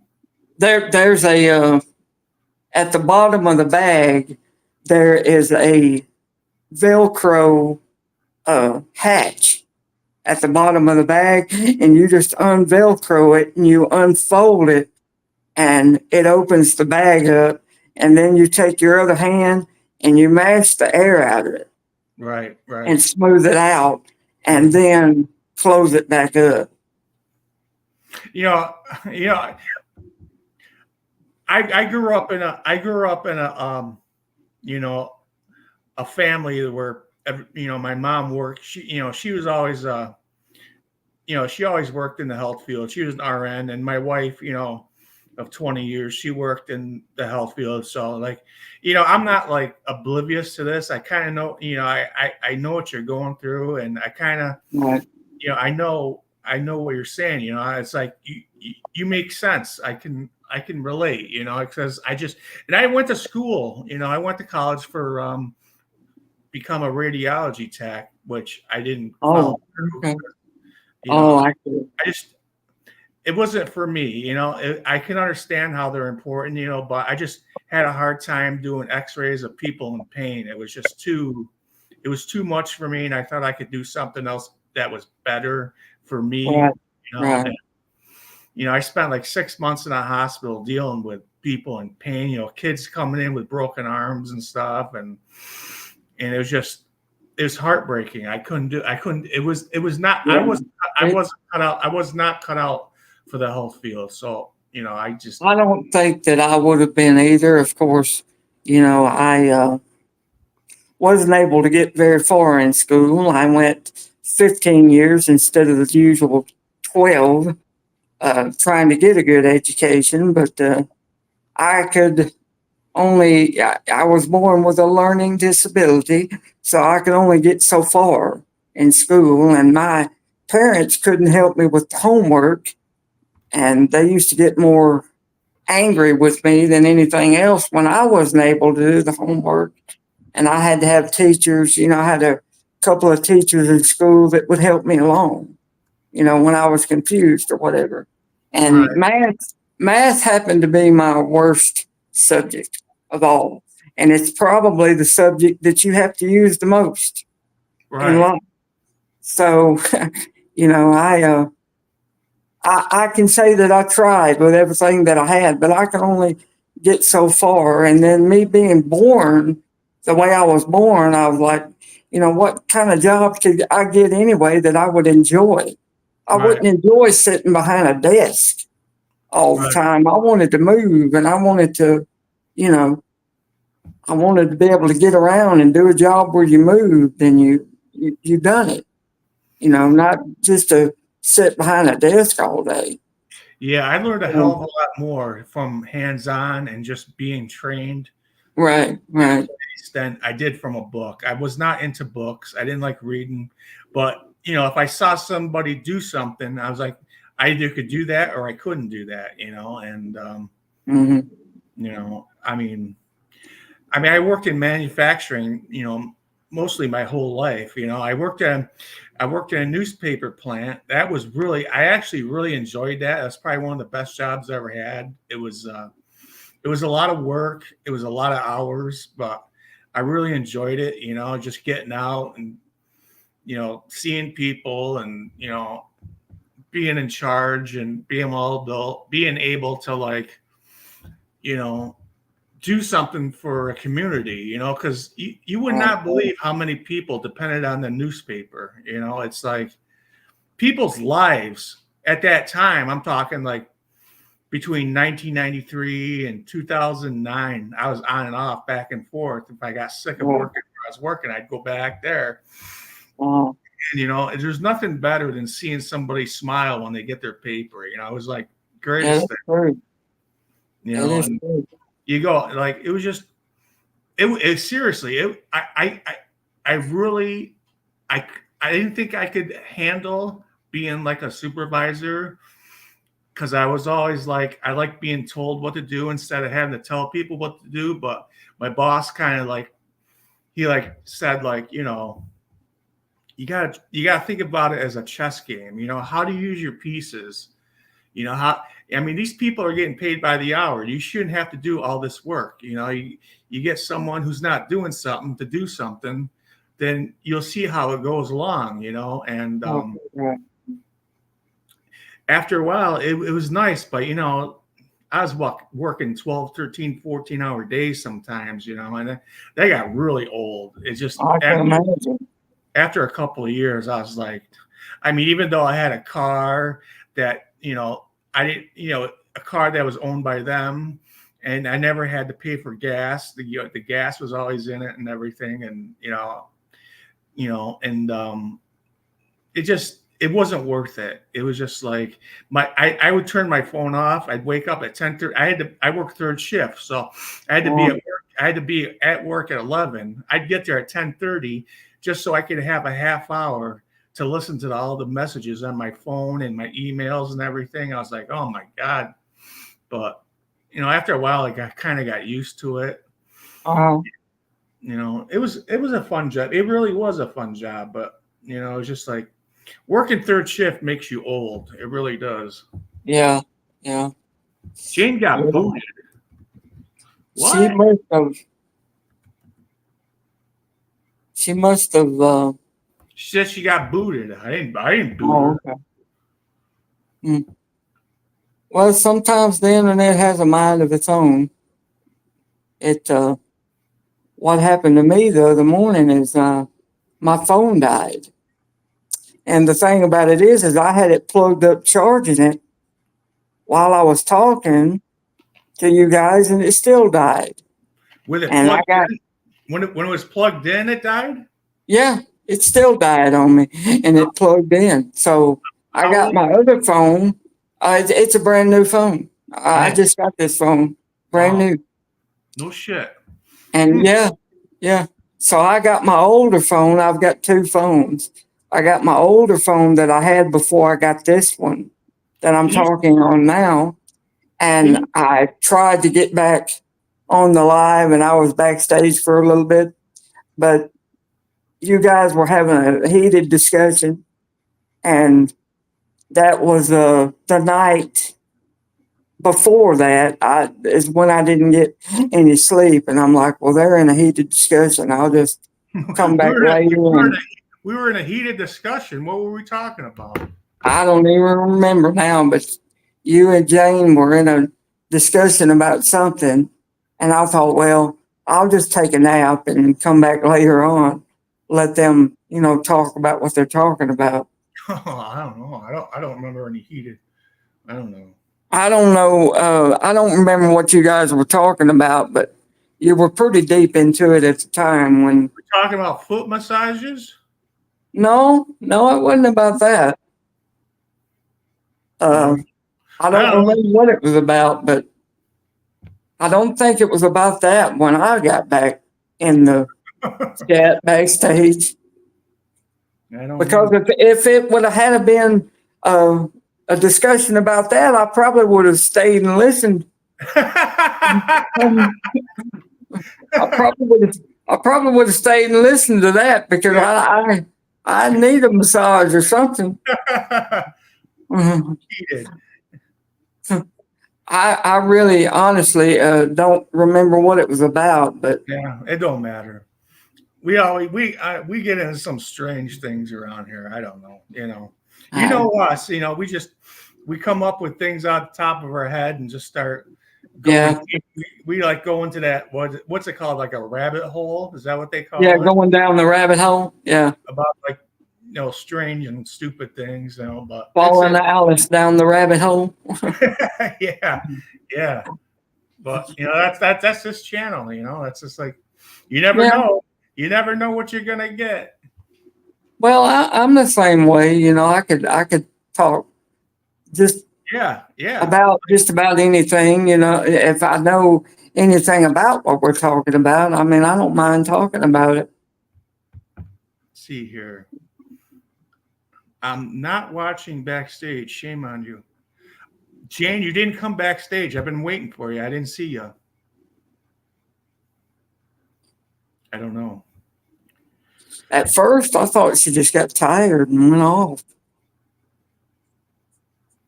but I know No, the internet. seriously, I've been watching her. I didn't see anybody backstage. Hmm.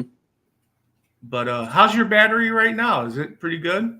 Yeah, it's at 76% right now. Can you see me when you're talking to me? Can you see me? Yes. Do you see this thing I'm Yeah. showing you? Yeah.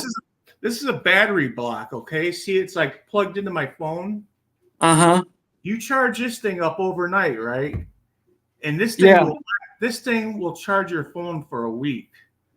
Okay, this thing holds a lot of power, Oh, and wow. they're only like I don't know. I think I paid $39 for it Uh-huh. Where did you purchase it? on Amazon. Amazon. You never ever have to worry about your phone dying. This thing is like amazing. It's like And it's called a battery block? it's a charging block. It's made by a company named Aukey, Aukey. Okay. You see that? Yeah. Yeah. Aukey, okay. You can charge up to like 3 devices on this thing at one time. Oh, Really cool. nice. I had another one that was nice. It was actually nicer. I had a flashlight on it and everything. Uh-huh. It fell off the table and it broke. So Oh, wow. that was the end of that one. Yeah, I'm gonna have to see if I can invest in Yeah. that. Maybe I'll send you one of these if you want one. Yeah, I wouldn't mind. I wouldn't mind. It would definitely come in handy Yeah. because I'm having to, anytime that I stream the internet, whatever I'm doing, I have to stream from my phone because the Wi-Fi signal is so bad here. I can't stream directly off my TV. It's not strong enough. Oh. Does the facility have like a Wi-Fi that everybody Yeah. can use? Yeah, but it only goes up to like 3 bars. No That's shit. as high as the signal goes. And sometimes, some days you only get 2 bars. So what? You And use your TV as like a hotspot? Is that what you're saying? well, I cast off of it. I cast off of it. So, it's that mirroring feature where you can mirror what's on your Oh, TV oh, or gotcha. what's Yeah, on your yeah, yeah. phone onto Yeah, your TV. yeah, That's the way I do it. Yeah, you're mirroring it to your TV. Yeah, that's the way I have to do it. Oh, is your TV a smart TV? Yes.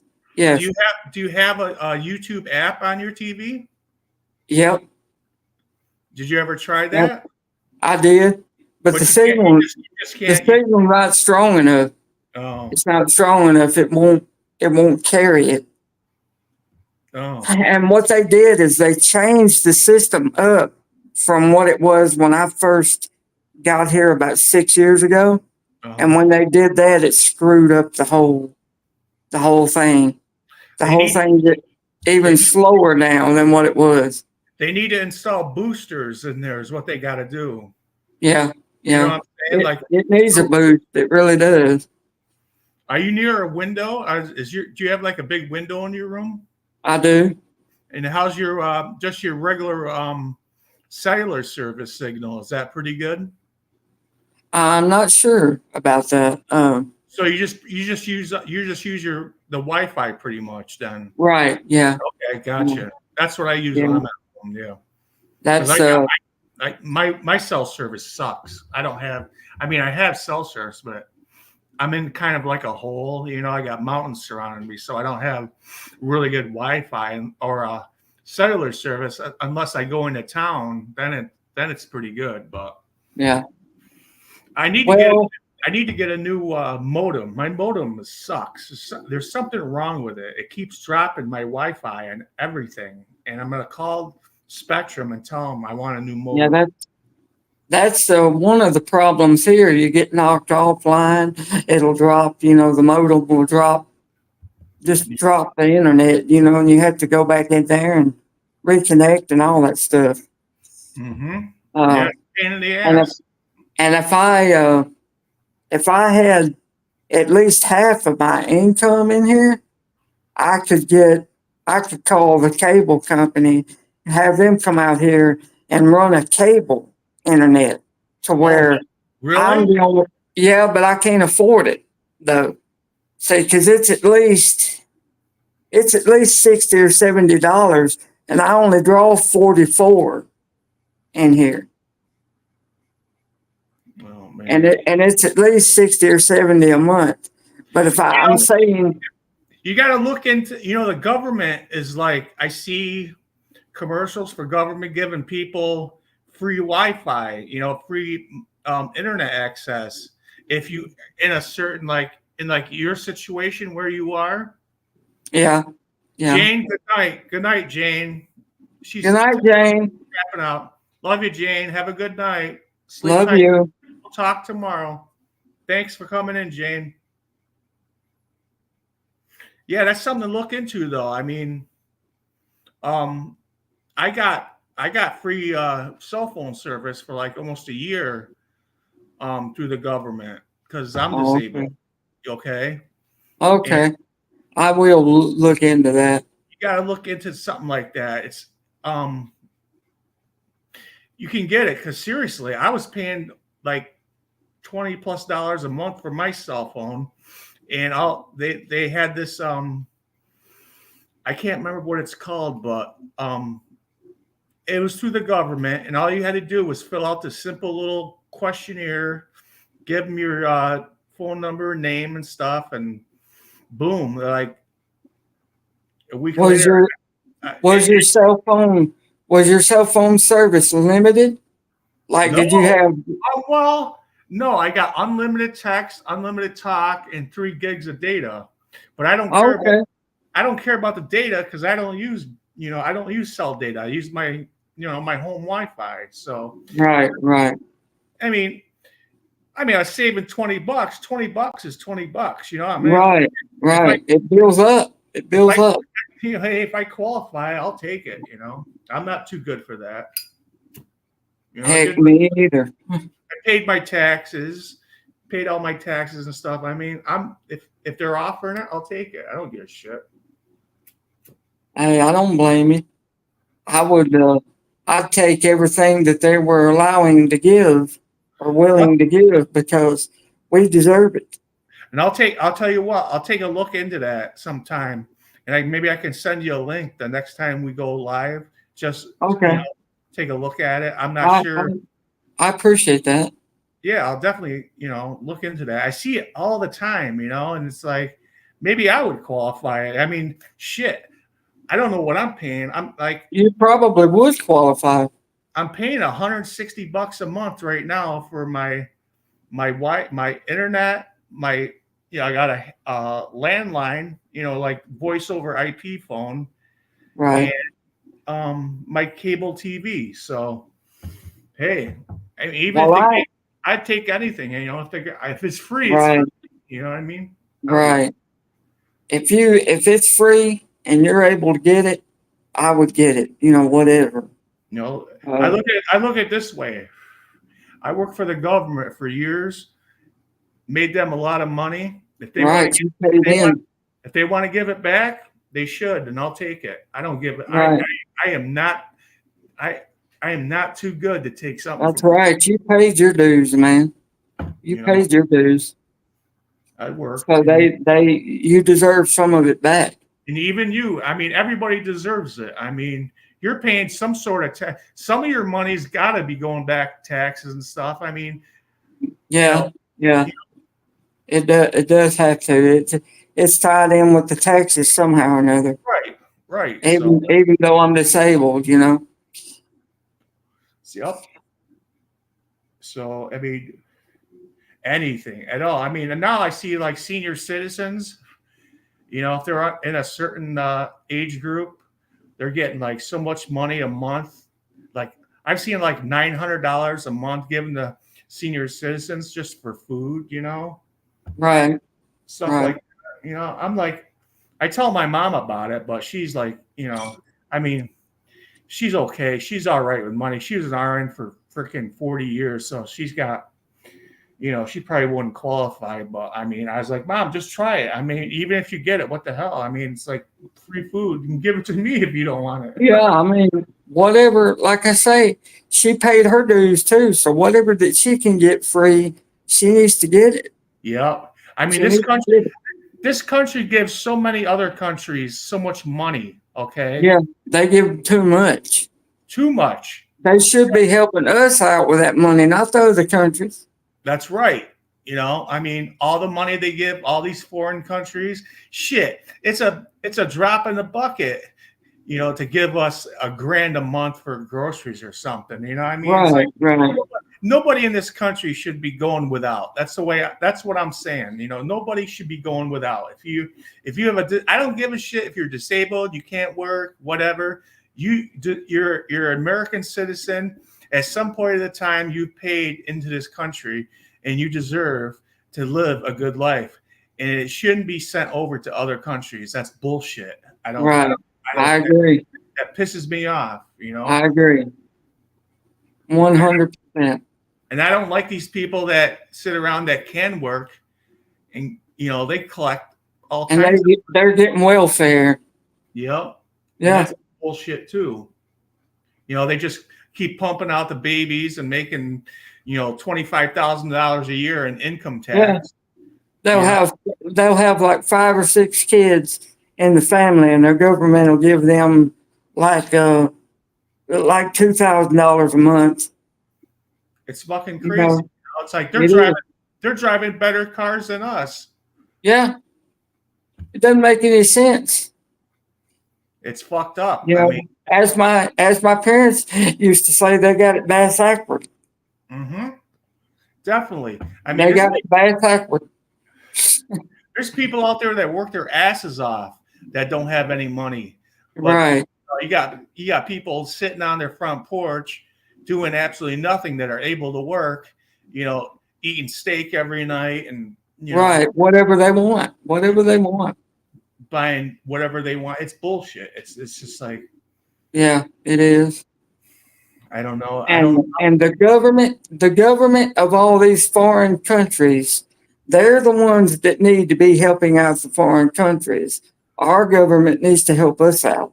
Right. You never hear about a country giving us money. Have you ever heard right. that? No, I haven't. No. I don't think I've ever heard on the news that some country has donated, this amount of money to the United States. I haven't heard in my whole life of 53 years. I have never heard of another country giving us money. We've had but we've given them a shitload of it. And we fight their wars for them. We keep them safe.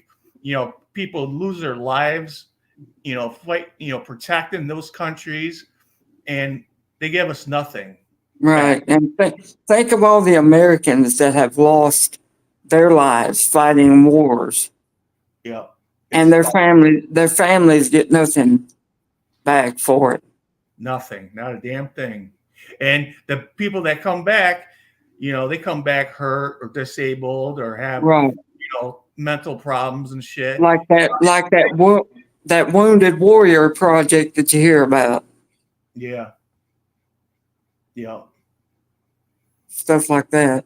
They need to worry. They need to worry about home, things that are going on here. I mean, we're the ones paying the bills, and they're Yeah. taking our money and pissing it away on stupid shit. I'm not into that. Yeah, me either. Me either. But what can you do? I mean, it's No. like it's like right now, it's like election time, and you got all these politicians saying, "Well, I'm going to do this, I'm going to do that. We're going to protect the border. We're going to legalize this, and Tell you all kind of lies just so they can get in office. it's just it's a racket, is what it is. I have never voted. I have never registered, never voted in my life for anyone. Ain't going to do you any good, anyways. Yeah, that's what I figured.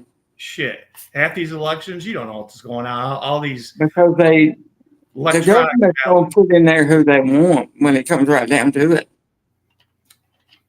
Yep, it's all controlled by money. Yeah. Um, And you can't get two people to agree on anything in the government. nope. There's going to be an argument, whatever they're talking about. It's like there has to be a middle somewhere, but there's not. It's like Yeah. far right, They, far. they completely cut out the middle man part of it. The problem is they get they suck these poor people into voting for someone that says that, "Oh, we're going to give you this, we're going to give you that." Well, what about the fucking people that go to work every single day? Yeah. Support this Work country, pay Work their taxes. butts off. Work their butts off. I mean, like slaves What do they get? Nothing. for just a little tiny bit, thrown at them. And then when they get old enough to retire, they don't get anything for what they paid out all those years, and just wore their bodies out working. It's sad. It is sad. It is. It's like, But there's one thing about it, though. At the end of all this, they are going to have to answer for everything that they did, and they're going to be speechless when they come before the Lord and they have to answer for all this. yeah, They will. it's not going to be fun. It's not going to be fun, because No. deep down, they know they did something wrong. Yeah. Yeah, they know. I mean, their heart convicts them. They got a conscience, and their heart convicts them, but they pay no attention to it. And that's going to make it even worse on them when that day comes, because if you ignore your conscience all the time like they do, it just ain't going to be good. They don't care. It all comes down to they just don't give a shit. No, they don't. They want what's best for them. They could care less, helping somebody. I mean, I love these commercials. You see these people out there, these politicians, they're like sitting in a bar with a bunch of old men talking and, making it look like they're, we're gonna, you vote for us and everything's gonna be good and we're gonna make this country perfect. I don't know about that. I mean, they're not gonna do that. I'm gonna clear the air right now. If I'm gonna vote, I'm voting for Trump. And that's it. Yeah, I would too. He's got his own money. He's got his own money. I don't think he really has much of agenda. Maybe he does, but it's like, I think for most, I think he's really gonna do this country good. I think what he says, he's gonna, close the borders. He's Well, gonna he's gonna put taxes on everything that come into this country, like cars and shit. It's like, yeah, you can sell your cars in this country, but prepare. We're gonna tax the shit out of it. So when he was president before, he got cheated out of that. I He got believe pushed out of that. I believe you're right on that. Yes. Yeah, he he totally just got the boot, just over nothing. They just booted him right out of there and put that Biden asshole in there. Oh, he's a worthless piece of shit, isn't he? Yeah, yeah. He's absolutely worthless. Guy Talk can't. about somebody that don't care. I look at it this way. Hey, Trump, if he can beat Hillary Clinton, then Kamala Harris is going to be a cakewalk. Yeah, yeah. I don't think that she's got, the leverage to really to take him. But if she does, then I would really have to consider, the whole voting scheme. It's like, who's Mhm. counting these votes? It's like, I don't know. It's just like, I cannot see her winning. I really don't. Mm-mm. I don't see it either. She had to take over for somebody that couldn't do their job. That right there says, vote the other party.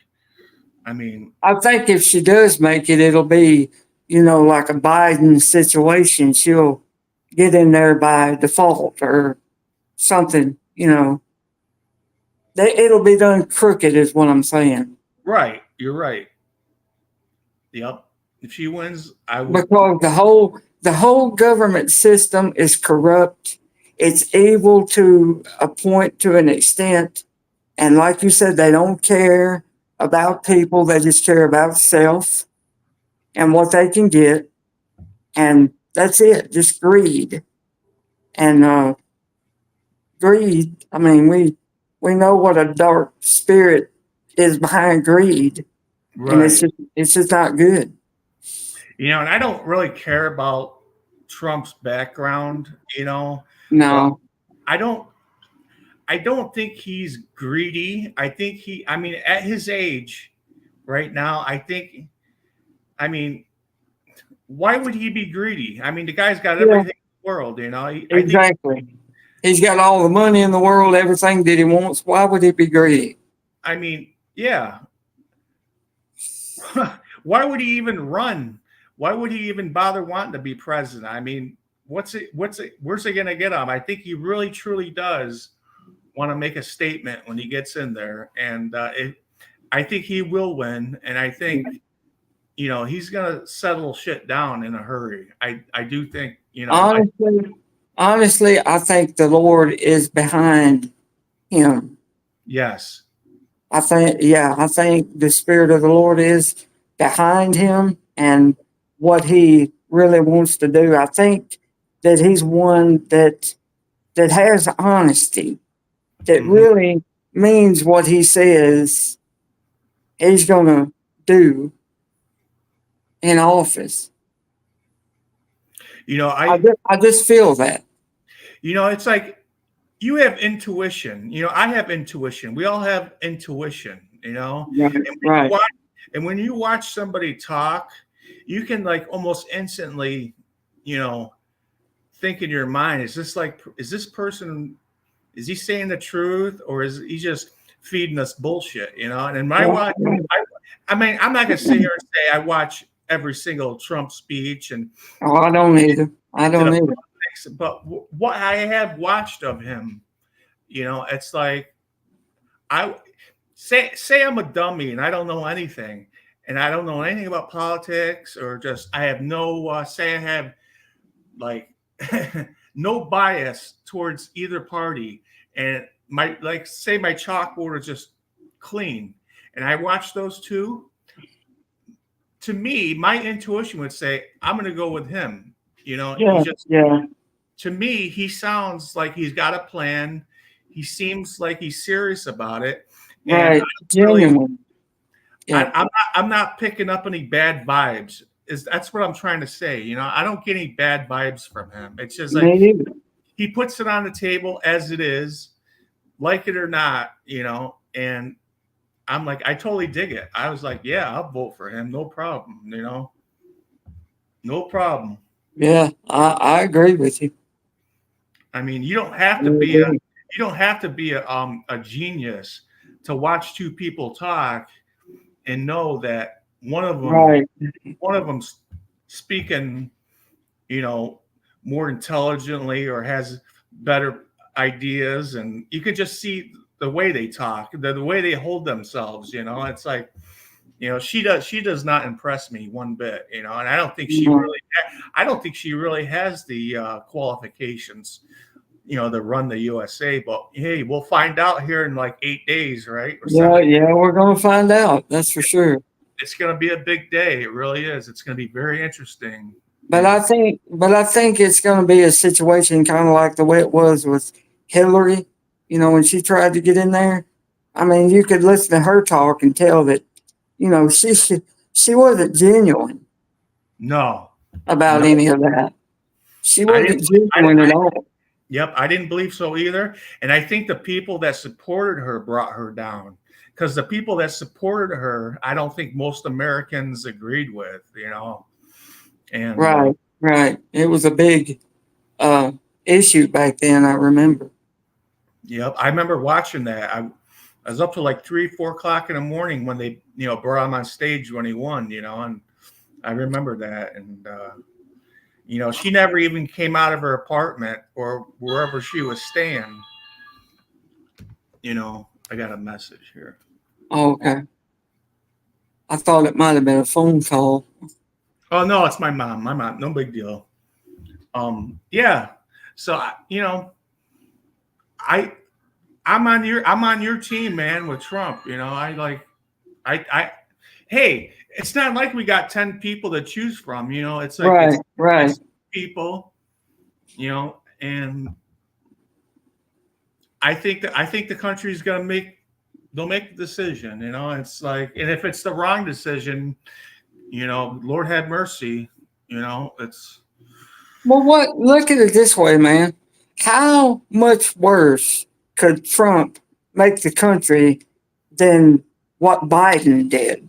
right on, James. Yes. How much more? How much worse could it get? It can't. It can't. I I mean, mean, you know, I just like you said, it can't. I just don't see it. And I'm not. I don't know anything about politics. I'm going to tell you the truth. I know absolutely nothing about politics, and it really doesn't interest me.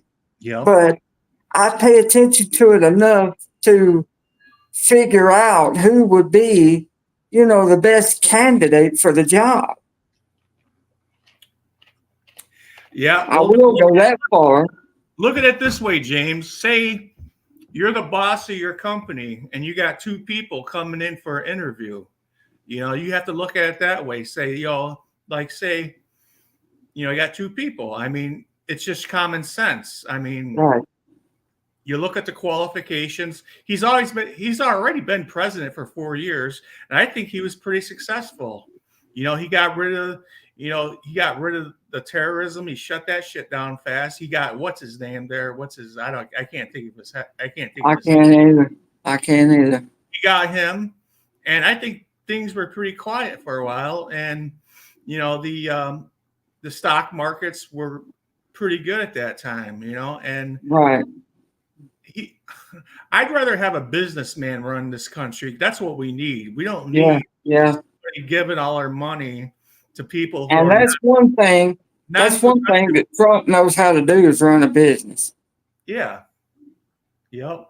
Non-productive people are not going to make this country great. You need somebody in there that's going to like fuel what companies we have still left in this country. Right. And if somebody else outside the country wants to do business, you know, he's going to put a tariff. He's going to put big tariffs down, and you know, they can do business here, but you know, they're going to pay for it. and that's the way it should be, I believe. Right. Right. Um, I agree. but then again, I'm not a huge politician person either. Mhm. I'm not into politics. I don't sit there with my ear No. against the radio all day. I mean, I did 15 years ago. I thought it was interesting, but I kind of got tired of it. It's just like a bunch of talking Yeah. heads and water carriers, and My dad was pretty big in politics. I mean, it interested him. He used to watch Rush Limbaugh and all of those people all the John, time. But John Hannity. yeah, yeah, all the time. And but I never did. It never did interest me like that. I'm gonna be honest. I Yeah. just have never been, a politics person. But Yeah. like you said, it don't take rocket science to figure out who would Right. be the best candidate for the job. Damn straight. You Mhm. got that right. It don't, and there's no reason to put these people under a microscope either. It's Right, like right. that's a dumb thing. I mean, take it at face just take it at face value. I mean, it's like watch how they react to each other. Listen to Like what. you said, like you said, it's common sense. Yep. That's all it is. It's Yep. common sense. I mean, you don't have to work at it to figure it out. No. You don't have to be a genius to figure it out. There's All of always it. there's always going to be those people that vote because maybe the simpletons will vote like, well, yeah, we want a lady for a president, but like what, and that it's just got nothing to do with it. I Right, mean, right. if the ladies got the qualifications, then fine, let her win. I don't give a shit. I just want somebody in there that's gonna make an attempt to correct things that Yeah. have Do gone wrong. something for the country. If it's male, female, whatever. I don't Just care what color, whoever anything. But whoever is best, whoever is best to do the right thing for the country, male, female, like you say, whatever race, color, or creed, as long as they do what's best for the American people in the country. I thought Obama did a pretty good job. A lot of Yeah, people were in him, but I was like, what do you expect him to do? You know what I mean? At least when he got up there and supported our country, he talked intelligently. He had good ideas, and I think he did do a good job, especially with the whole oil spill down the Gulf and everything, how he handled um, that. I thought he was a I thought he's a pretty damn good president, and I'd like, the only thing about him, and tell me if you agree or disagree, uh, but the only thing is that Obamacare that he came out with, yeah, that was it not. kind of screwed up. It kind of screwed up the medical insurance as far as Medicare and Medicaid up just a little bit. I was totally against that the whole time. Yeah, When he started introducing that, I'm like, do not do that. That's not a good idea. Because then again, you're screwing around with American companies that support healthcare, and you're going to put people out of work, and the government can't do shit. They're basically, I mean, government employees, it takes them forever to do anything. They're not qualified to take care of that's and healthcare. that's because they can't agree on anything. No, I think Or- that was a bad thing, and I think they should have just scratched that whole idea and Me let too. let the independent healthcare companies take Me care of it. too. Because we are insurance wise, especially everybody needs insurance. But I'm saying the real sick people, the sicker people like me, and people in nursing facilities, and people that have dementia and Alzheimer's disease and real sick. I mean, it just it just screwed up the insurance coverage for those people. Yeah, And that's not something that's going to be a smooth transition, either. It's going to be totally screwed up. Everybody's going to suffer from something like that. At that time I had, company health insurance, and God, the rates went up like crazy. Oh yeah. You Hmm. know, and the care was bad. You know, you had to Yeah, pay. the care went down seriously. And it was bad enough. It was bad enough before he put Obamacare in there. Yeah, yeah. I understand what his intentions were, but it was not a good idea. It was not a good No, idea. You know, no, I don't think so either. Not in the least. I'm glad you brought that up because I was totally against that the whole time. Yeah. That was a bad idea. I mean that's really the only thing that I could think of that I really had against Obama at the time. Right. And Michelle, his wife, trying to make there's one more thing about her. Her trying to get all these fast food places and restaurants to go to soybeans No. instead of real meat. Right. And they're trying to make people eat healthy. That should be up to the individual whether they want to eat healthy or not. It That's shouldn't be forced. It that's shouldn't be forced on them.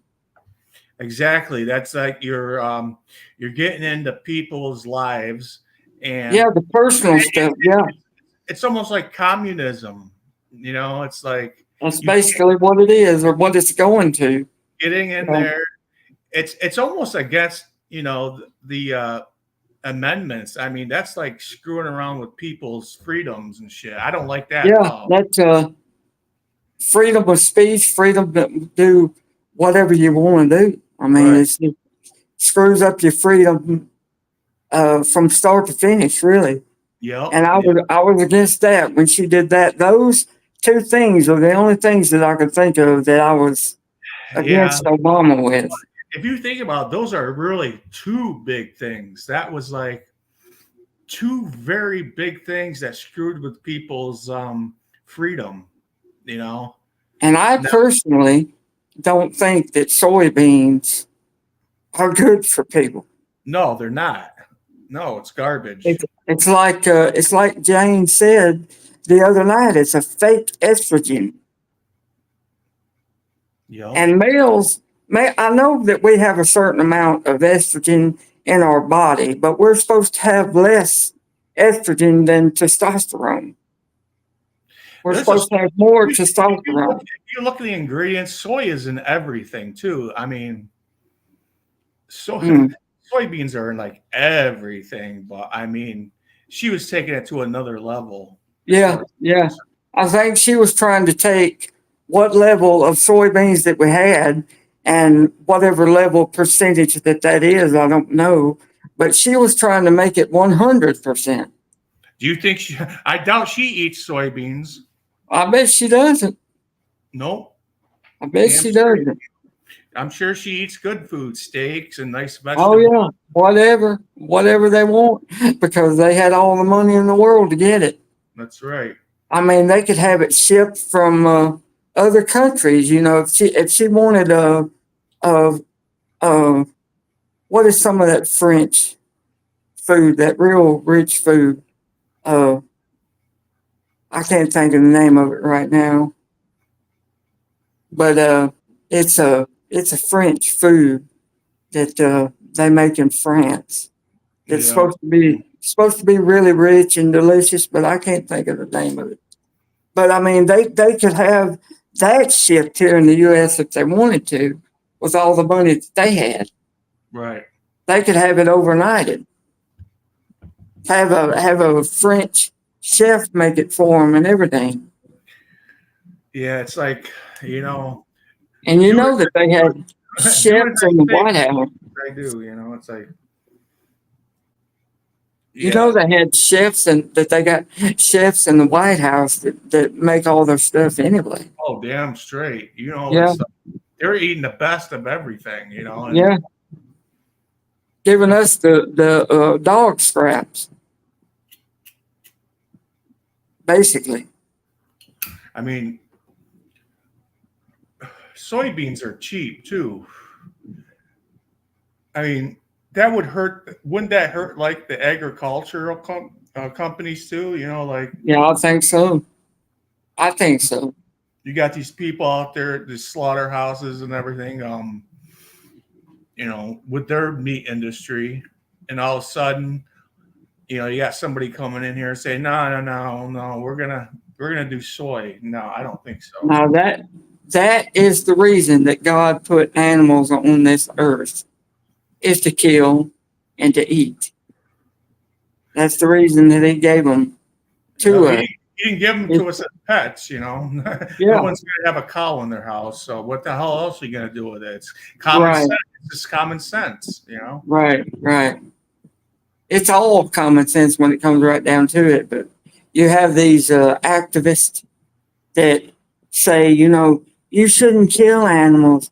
You shouldn't do this. You shouldn't make fur coats and all this kind of stuff out of animal skins and all, but He gave us the animals to eat, to be our food, natural food, healthy food, Right. instead of all this processed stuff Mhm. and soy stuff. Well, unfortunately, the government has, gotten people to eat cheap food, processed food, because Right. they don't, people have very little money to work with. It's like if someone has $50, are they going to walk into a grocery store and buy 2 steaks? That's $50 right there. Or are they going to buy like processed shit, so it could last a month, Right. even Yeah. vegetables. I mean, just to make a salad, like say I went to the grocery store and I wanted to make salads for 2 or 3 days. You're looking at $3 for an onion, $2 or $3 for tomatoes. I mean, lettuce. I mean, it's cheaper just to buy 4 boxes of macaroni and cheese and Or go to Wendy's or Zaxby's or somewhere and just buy a salad. Just buy a big salad for 2 or 3 days. right. Would be cheaper. I mean, But the food pyramid is a joke, as far as I'm concerned. I mean, yeah, nobody in their right mind can, afford to eat that way. I mean, produce is expensive, fruits and vegetables. I mean, hamburgers are like, you look at the price of hamburger now, it's like $6 a pound for good hamburger. oh wow. Decent hamburger, for a pound. I mean, give me a break. I remember it used to be like $1.99 a pound, Yeah. Back in the day, man. Everything's so expensive. And I don't know if it's like the diesel. I mean, that's a whole other thing we can get into, is the price of fuel. I mean, they blame it on the price of fuel. It's like, because you got to truck everything to places and diesel expense. Well, I haven't seen much of a price dip. I remember when diesel was like almost $7 a gallon. Now it's like pretty much close to, premium unleaded. And I don't see a dip in the prices, It's still expensive. So I mean, why is everything so expensive? Well, I mean, you know what COVID did when it hit. So that's part of it. I don't understand exactly how that ties into it, but it had something to do with it. And it was bad enough before COVID, but COVID just screwed everything over. I'll tell you one thing. Those companies that came out with like DoorDash and Grubhub and everything, I'll tell you what, they made a lot of money from COVID. Yeah, they did. Yeah. You never saw that before COVID, and all of a sudden, I mean, you did, but nobody really used them. But once COVID hit, everybody's ordering food, always. Nobody wanted to leave their house, and the deliverers have to come to your house with a mask and everything. I thought it was all a joke. I didn't really. It was bad. You should have seen them all over here in the facility that I'm in when it first hit. They was wearing not only face masks, but they were wearing face guards, like a big plastic shield over their whole face and everything. I mean, they just went completely ridiculous about it. I told one of the nurses, I said, things didn't get this bad when AIDS hit. It wasn't this bad when AIDS came along. I said, they're treating this much worse than they did AIDS. I mean, it was pretty bad. I mean, a lot of people died, especially in like the cities, and I know Italy was hit really hard. And Yeah, I had a cousin that on my dad's side that got COVID and she died from it. So, I mean, it was bad. It was bad shit. But then again, the media and the government pumps everything up big time. oh yeah, Scares the shit out of everyone. run it into the ground like they do everything else. You watch CNN and CNSVT or whatever you call it, and they just run that stuff into the ground. Yeah. And like you said, keep everybody petrified, keep them glued to the TV sets. It was like the end. It was almost like the end of the world they were making it out. Yeah, yeah, just as bad. Like it was the end of everything. Oh. And then back in 2000, when they said the computers were going to roll over and they were going to stop and that was going to be the end of the world, that scared the shit out of people too. They went to the store and they started stocking up with water and everything they could stock up with. Yep. I see that happening now, like with local stations, especially like in the wintertime when there's big start. They'll like forecast like, oh, it's going to be a blizzard. You're going to be stuck in your house. You go into, everyone's out there buying bread and chicken and milk and water. The shelves are clean and nothing happens. It's like a stunt almost. It's like they scare the shit out of people. That's why I don't really watch. I don't watch news. I don't watch the news at all. I figure that I've got enough gloom and doom in my own personal life without having to listen to what's going on in the world on top of it. It's just like a goddamn soap opera. Yes, yeah. One thing, it's one thing after another. As soon as one thing stops, they start something else up. Like now you got this, this war in the Middle East, and they ought to give it a title as the government turns. Exactly. They ought to give it some title because it does seem like a big soap opera. It's like that's how they get money, though. I mean, they get these advertisers on there paying them big dollars to promote, even more scarier shit. Like you got to protect your credit, you got to protect this, you got to buy this thing, you got to buy that. You got these guys on there selling generators, saying, "Oh, the world's gonna end. You need this generator." Yeah, those Generac generators. Yeah. Oh, we're going to give you solar panels. So when you lose electricity, you can recharge your generator with the sun and everything. It's like, come on, really? I've been alive for 50 years. I've never seen anything bad like this happen. No. I mean, we've gone through certain,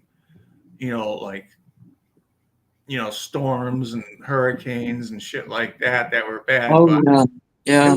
I mean, that's just normal. Those are just normal things, but these people, they like to take topics and run with it and try to make every penny they can. That's all right. It's just a bunch of bullshit is what it is. And you got people, and what they're doing is they're scaring people, like, you got somebody in their house sitting alone and they see this and they start getting nervous and they're like, oh, yeah, I'm going to need that. I'm going to need this. And of course, like you say, that's how they make their money. The companies make money, off of that, off of just keeping the people scared to death. It's sad, but I mean, I mean, how did this country survive for, I mean, how many years? You didn't have this shit going on during World War. You didn't have like internet and TV, Right, all this right. stuff like during, we went through wars and, like World War II, Korea, Vietnam. I mean, those were tough times, but now they're just like they make a big thing out of anything. I mean, Yeah. some dude will put his Right. baby in the microwave down in Florida somewhere, and they'll sit there and make a big deal out of that. It's like nobody wants to see that shit. They stretch everything out of proportion. It's just They really do. whatever they can get their hands on. It's just like it's money in someone's pocket that's not ours. Yeah, it's like the old Pink Floyd song. Money, money, money, money. Yep. It's what makes the world go round. That's what it's all about. Yeah, I got my Pink Floyd shirt on too today. See? Oh wow. Oh Pink, wow. Pink Floyd, The Wall. Yeah. That was a good album. Yeah, I love it. We Okay. don't need no education. They had a lot of good lyrics in their music, Yeah, they did. and their music was just different from everybody else. It was like, Yeah, had a complete different sound to it, and that's what made it catchy in the beginning, and everybody just people that into that type of music just fell in love with it. yeah. And I'll tell you what, I love Roger Waters' voice. He had such a good voice. It like complemented the music perfect. Yeah, yeah, And yeah. David Gilmour. That's what I mean. Everything just worked together. Yeah, it Yeah. was great. It was really good music. It's too bad it didn't last, and but a lot of these good bands they really don't last. But that was Pink Floyd. How long did they last for? I don't even remember how. They went. Their first album was in '67 or '68, and they released albums up until 19. Well, in '83 they released the album The Final Cut. I don't know if you've ever heard that, but that was I the don't, last. That was the I last. don't remember. That was the last album with Roger Waters. Okay, then they didn't release another album until '87, and that was just David Gilmour and Nick Mason.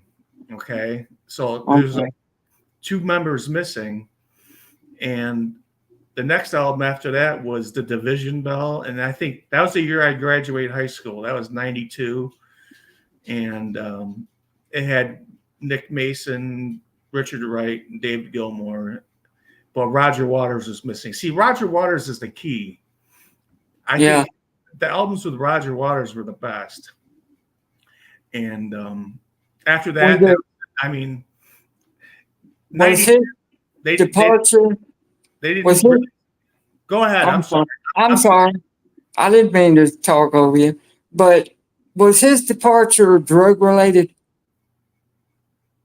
Was it drug? No, it was money related. Oh, money related. Okay. And the guitarist David Gilmour, they shared songs. Like some songs were sung by Roger Waters, some songs were sung by David Gilmour. Oh, okay. David Gilmour didn't like Roger Waters' way of thinking and the way the band was going. It was like, I don't know, I think it was depressing or something. He didn't care for it, and there was a big lawsuit over the wall or something. I don't know exactly, but there was some type of lawsuit. And Roger Waters, he went solo, and his albums were not that good. They weren't. It wasn't Pink Floyd, so it was. Right. Didn't care for it, but yeah, they pretty much lasted from '67 to '83, and I mean, if you listen to their really old stuff, like their first album, they had a different singer. His name was Sid Barrett. He he was really whacked out. He was like really on a lot. he liked LSD. He was really into LSD a lot, and Oh, that he kind was of into the psychedelic yeah, drug. it messed him up. It messed him up. Yeah. So that's when they found David Gilmour. He was on the next album, and Mm. their old stuff. It sounds weird. It's not like The Wall or like Dark Side of the Moon. It's like that really British pop psychedelic type stuff. It's kind of weird, Yeah, but they didn't make it really big until Dark Side of the Moon. Dark Side of the Moon was like that's like a classic. That's like yeah, I remember that one. Yeah, it's probably one of the biggest selling albums ever. Then they came out with Animals was a good one. Wish You Were Here was a good one. yeah, Mm. Of course, The Wall. The Wall. Everybody knows The Wall. yeah. Did you ever? Never Did you ever? forget your wall. Did you ever see the movie The Wall? I don't think so. If I have, it's been several years ago, and I Yeah, don't remember a lot about it. But I don't think I have though. it's kind of strange. It's I don't know. It's if you're really, really, really into it and you want to check it out, you can check it out. I guess I might be on YouTube, but the Yeah, it normal could be. the normal person wouldn't probably like it. They'd be like, "What the hell is this?" It's kind I of like think uh, the movie that Led Zeppelin made. I think it's on YouTube. the song remains the same. Yeah, yeah. That is awesome. Yeah, I love that. I think that one's on YouTube. So the wall may be on there too. I don't know. I have to check it out. Oh and yeah, see. the song remains the same. That's awesome. I love that album. Yeah, I liked Led Zeppelin. They were a good band, and John Bonham was a good drummer. You Yep. know, it's a shame, what happened to him and everything, but they were really good. Jimmy Page, Robert Plant. Their music it'll go down in history. They'll be selling. I don't know how long this world's going to last, but I would say probably 100 years from now, people are going to be buying Led Zeppelin albums. Pink Floyd. Stuff like Yeah, that. new It does, generations is going to pick up on it, it's just such good music. take it farther. Yeah, it was really good. And I saw that video that you posted a little while back of a little bit of your record collection Yeah, yeah, that you were showing. yeah. So you got some really good stuff. That was like a little. Collected. That was like a little box I found, of records. I just made a little clip of it just to give people like a taste of, because my music variety, it's all over the place. I listen to everything, but Yeah, me too. I'm eclectic. I I don't listen. I listen to everything to an extent, except for opera. I can't get into it. know. But I listen about just about anything else. James, that little box I showed right there that you saw, that's like a drop in the bucket. If you saw the records in my house, man, it would like we could talk for hours. There's Yeah, just I got so yeah. much. I'd probably really get into that because I've always been a big music lover. It Me has too. been a huge part of my life. Yep. Me too. Probably the hugest part of my life has to do with all music. I've Yep. always loved it, and I have, like I say, I'm eclectic, but my favorite is the rock and the metal, and I like black gospel a lot, soulful gospel. Yeah. I like it a lot too. Hey, But if it sounds good and I like it, I like it. It's like whatever right, catches your ear. If it makes you happy and you like it, you listen to it. It doesn't matter what it's about, what kind of music it is, the genre. right, right. If you like it and it makes you happy, then that's what it's I, there. I like blues and I like jazz and you know You ever heard? um, You ever hear of Joe Bonamassa? yes, He's a blues. very good, very good. He grew up about 45 minutes away from me. Oh wow, That Yeah, is so neat. he's an excellent guitarist. He's awesome. Yes, he is. Yeah, I really like his music. And there's one song of his that I love, but I couldn't quote it right now to save my life. I can't think of the name of it, but I know it when I hear it. When you think of And it, you let me know, and I'll put it on. I'll make a video of it, and share it. okay, Okay, okay, because I'll I try to look it up and see if I can find it. I pretty much have all his stuff. So whatever you find, I'll put it Yeah, on. I love Joe, and I love uh Stevie Ray Vaughan. Yeah, me I too. really like Stevie Ray Vaughan. Yep. Um, his accident was a tragedy as well. Oh, it's I'm horrible. sorry that he got killed, but I really liked his stuff, and it's just there's a plethora of I remember the day he died. I was watching. It was during the summer, and I was watching MTV, and they broke in during a video, and they had, like a news update, and it was Stevie Ray Vaughan died in a helicopter crash. yeah, I yeah, remember terrible, exactly when that happened. It was like in terrible, August. terrible, Could not believe it. and it didn't get off of the ground good. I No, mean, they didn't even get halfway to their destination before that thing crashed. It's so sad. I was like, holy cow. He was I mean, pretty. I know that there's a time that we've all got to go. It's a appointed unto man once to die, and it's going to happen to all of us. But man, the way some people go is just, Oh, it's horrible. yeah, it's terrible. It is terrible. My favorite Stevie Ray Vaughan song is "Mary Had a Little Lamb." Remember that song? Mary had a little lamb. Yeah, Oh God, that was a I'll great. probably listen to that after the live stream. Or maybe it's Mary's Little Lamb. Is something Mary's Little Lamb or Mary Had a Little Lamb? That is the riff on that is so good. Yeah, it just grabs your soul, man. yeah, it makes you. Yeah, I mean, you feel it all over. Oh, You know, it's just it's like such a good song. I it's like love it's like your whole spirit, your whole body just that. tingles. Yes, and that's the thing I like about music. Like Yeah, me too. Me you hear too. something good, and it's just like, And oh, you just want to turn that volume up as far as you can and just enjoy yeah, and just close your eyes. music, Oh, music, whether people believe it or realize it or not, music is a very spiritual thing.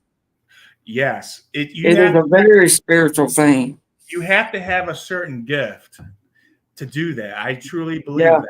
I yeah. mean, I It don't is have. a God given. It is a God given gift. I Some mean, people have it and some don't. I have the gift to enjoy it, but I'll tell you what, the people that have the gift to make that music is just like, oh, it's amazing. It just takes you away from everything. It makes Yeah, you it makes you forget life's troubles. just Yeah, in your own little world, and it just like it's so soothing. yeah. That's what I've always loved about music is you could get lost in it. Yeah, It'll take you it'll take you away from the burdens of reality exactly. to That's an what it extent. did. Yeah.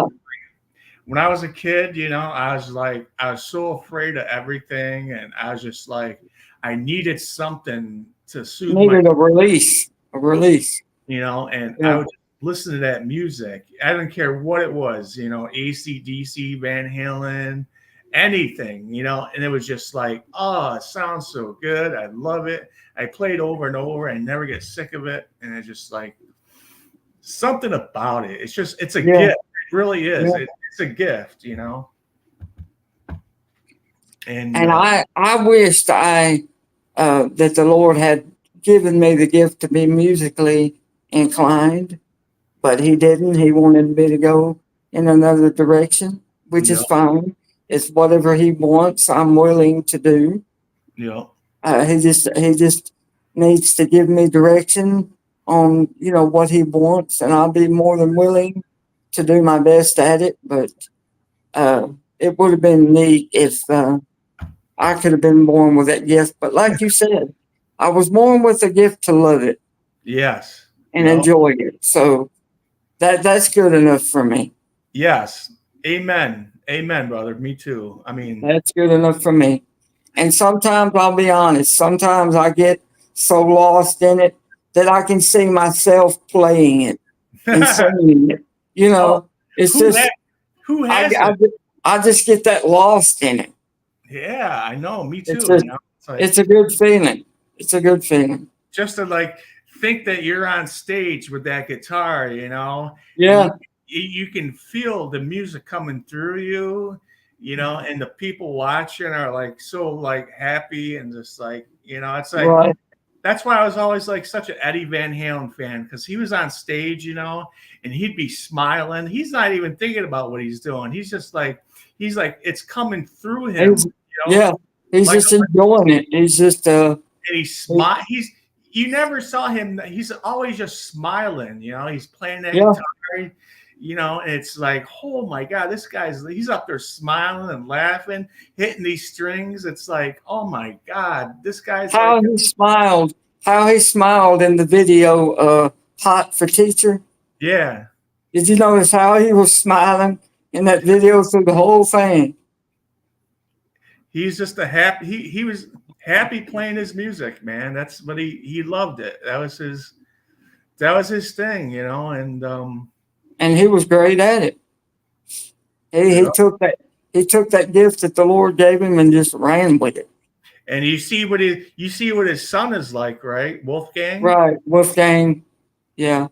Wow, when I see him play live, like he played.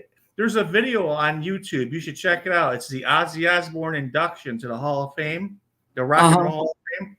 Right. You got to see this. It's absolutely great. Okay, Wolfgang is on stage and they're doing Ozzy song. I can't remember which one it was, but the singer from Tool was singing, Maynard there. You know the band Yeah. Tool I'm talking Yeah. about. Yeah. Tool's a good band. Yeah. Oh, so good. And they had like 10 or 15 different people come up. They changed songs. Like Billy Idol came up, and Zach Wilde was playing with him. You know, Ozzy's guitarist. There's Zach Wilde. It was it was one of the best inductions I've ever seen. It was so good. Yeah, I've got to check that out definitely, because yeah, you'll definitely. There's a lot of great names in there. Yeah, I definitely got to check it out. Oh yeah, it's really, you would enjoy it. I think. I mean. Yeah, I know I would. I'm sure I would. I was like, oh my God. Ozzy, he didn't stand. He was sitting in a chair, but I won't say anything else. You know, his health's not that great right now, but. No, he's in bad health.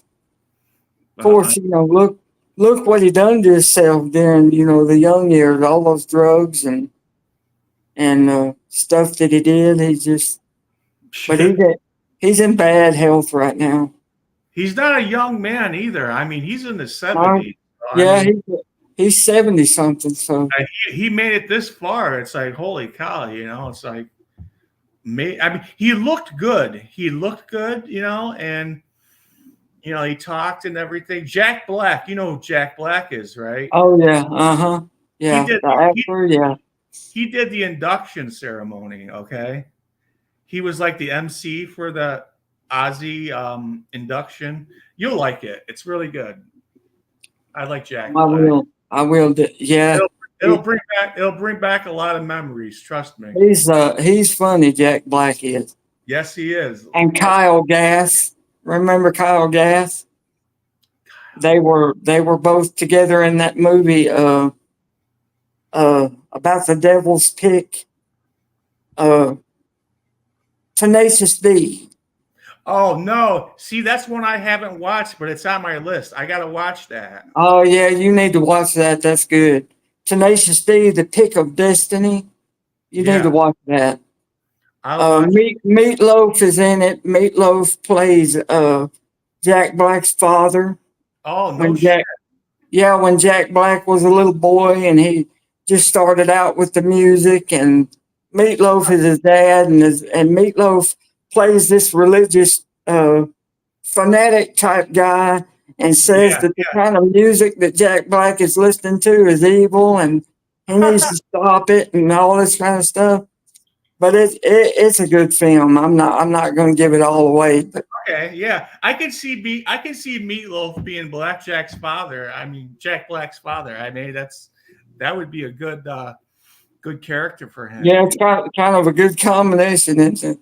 Because they do kind of favor each other. You know, one's a little older than the other, but they do kind of favor. All right, so the name of the movie is what? Tenacious Tena- C Tenacious D, D. like in David, Right, Tenacious D, the pick of destiny. The Pick of Destiny. Yeah, All right. I didn't think I was going to think of it, but it popped right in my head when I started talking about it. I saw the School of Rock with Jack Black. I thought that was pretty cool. I like Yeah, that. I saw that one. I did, That was nice. I really like that movie. but Tenacious D, the pick of destiny's got a lot of good music in it. I think. I definitely got to see that then. Yeah. Yeah, Is that and then is that on YouTube? I'm not sure, brother. I'm not Okay. sure. Okay. I could I'll I look could for it. try to look it up for you and see. I could probably find it on Netflix. They probably have it. I just got a subscription in Netflix. So yeah, I'll Tu- see. Tubi may have it too. That's a free streaming movie service. They may have it. I'm What not is sure. it? Oh, Tubi? Tubi, Okay. yeah, Yeah. Yeah. Tubi may have it. If they have it, you won't have to pay Right. anything to see it. Yep. Yep. They don't. I have that app on my TV. So They don't have every single movie, but it might be on there. As a I'll matter check. of fact, I've got the app Even on if my. even if I got to rent it, I mean, $3.99 a night. I mean, I'll watch it for. I mean, what the hell is $3.99? If I enjoy it, it'll be worth it. Yeah, I bet that YouTube will at least have it on there to rent. Yeah. You know, to where you can go into that site, YouTube Movies, and they have movies that you could rent or buy, or some Yeah. of them are free with ads in them. Yeah. You know. Hey, it's November 1st. What do you think about that? Yep, today was my mom's birthday. Oh, If she was still alive, she'd be a year older. God bless her. Let's say she's been gone 11 years now, so she would be, she died when she was 80, so she'd be about 91 now if she was still alive. Yeah. How Yeah, 89? 80, 80. Okay. Yeah. 80 years old. Yeah, Oh, yeah. she'd be about 91 today if she Uh-huh. was still living. Oh, it's too bad.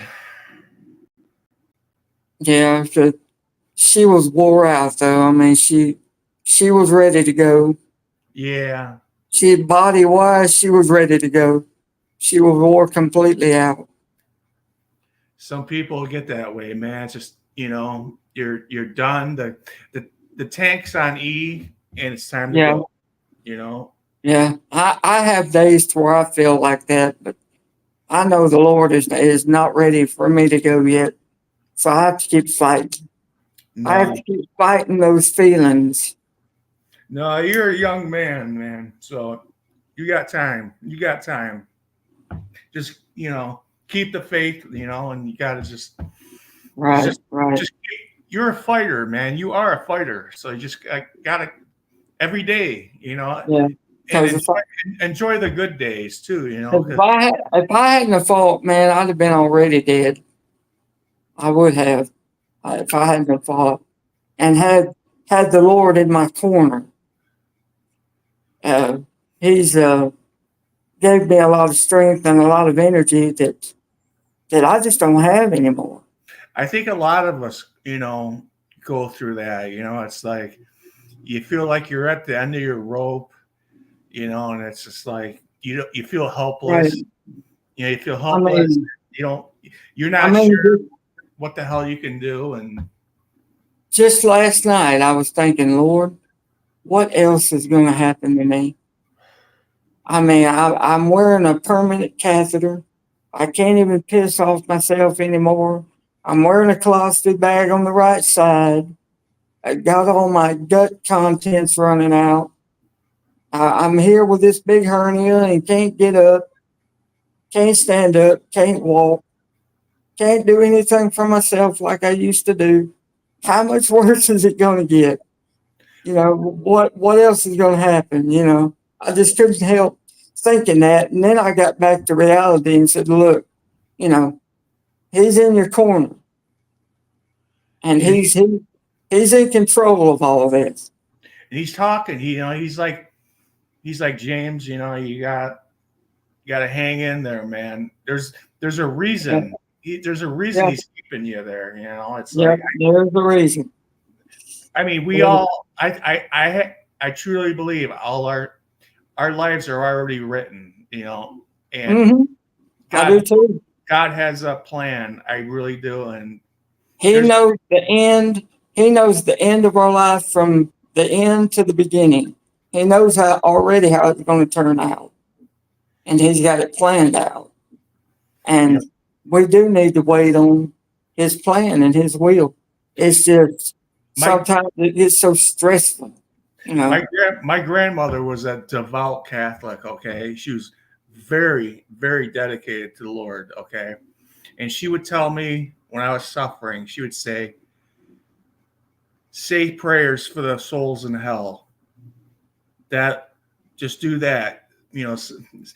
Pray for the souls, in hell, and be grateful that you're alive and you deal with your pain and the Lord hears it.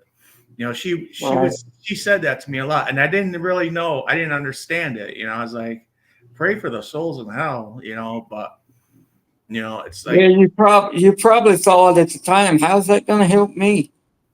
I know, but there's prayers online for people in pain. That's how bad I was in pain. I used to look up prayers for I've pain.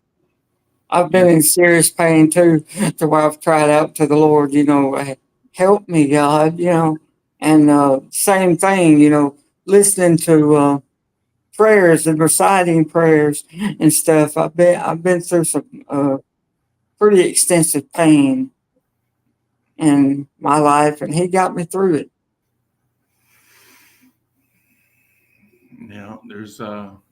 There's no substitute for the Lord, man. No, Really no. isn't. I mean, when you're down to you're down to your last inch of rope, that's you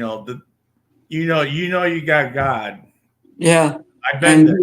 Trust me, dude. I've been there. I mean, I may not have been going through the pain and suffering that you're going through, but I mean, we're all individuals, and Right. We've all got our set of problems. We do. yes, we all got issues, and it's just everybody deals with them differently. And I just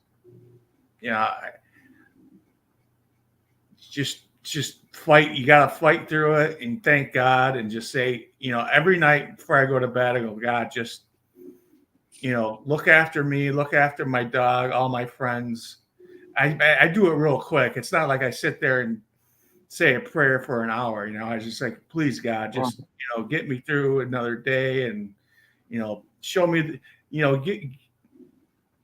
not asking them for $1 million. I'm just saying, hey, can you just give me some hints? Show me the light. And right, and He will. I go, God, everybody I talk to. He will. If you ask Him, He'll do it. And it does work. It really does. I'm not bullshit. Yeah, the word says we have not because we ask not.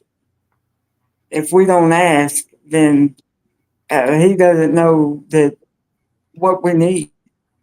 He wants us. Well, He knows all things. There's no doubt about that. But He wants us to tell Him how we feel and what we're going through. Yes. And how much of a struggle that it is and how hard that it gets.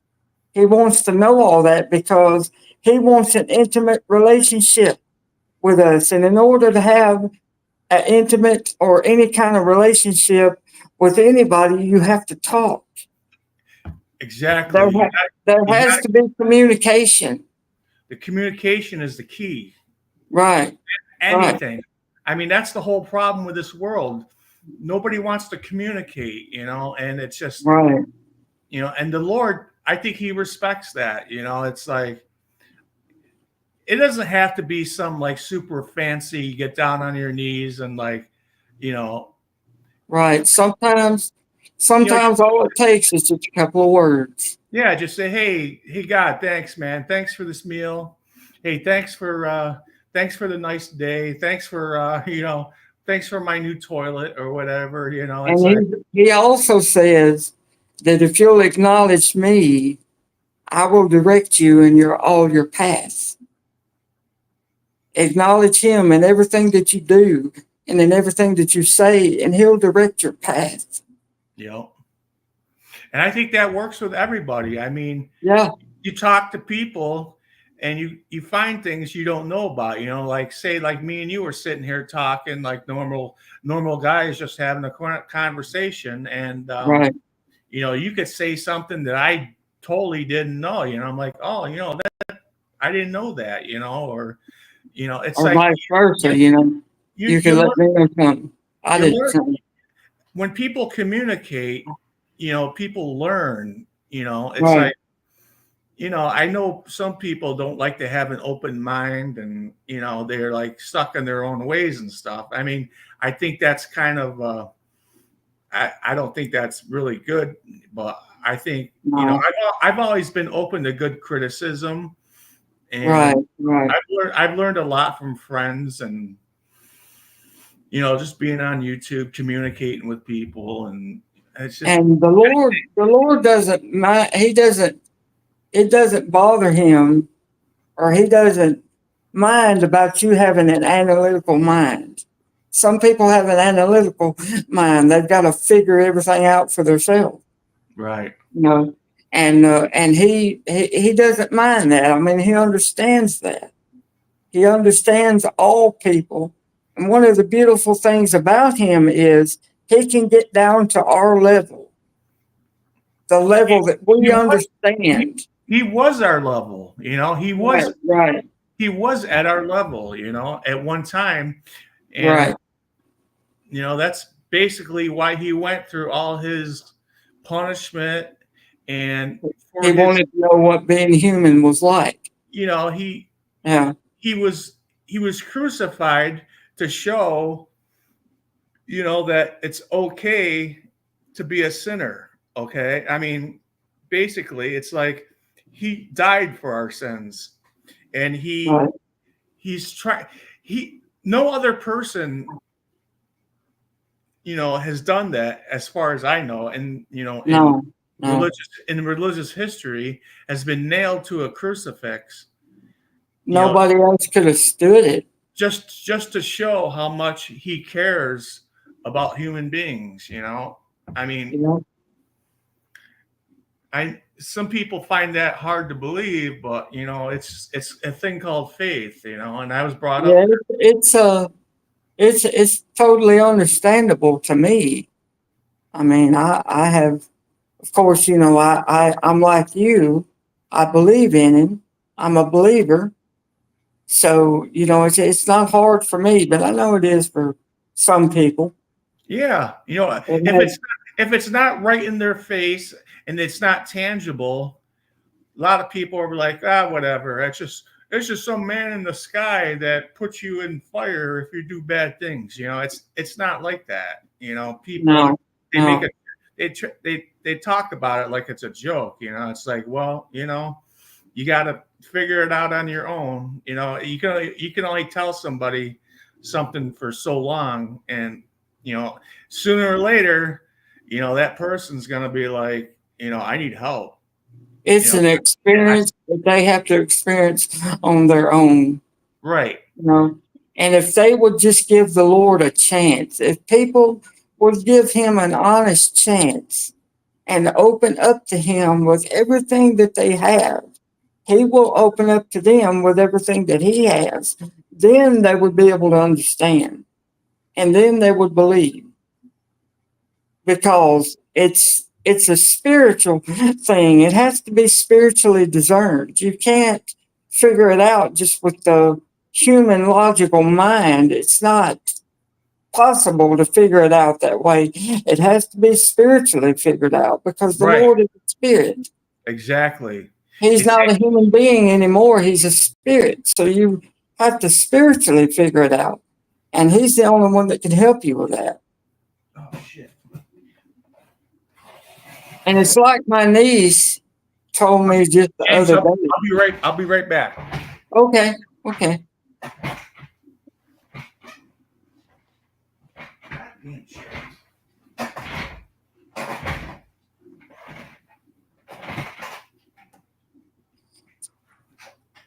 Sorry. Is it Marvin? Marvin.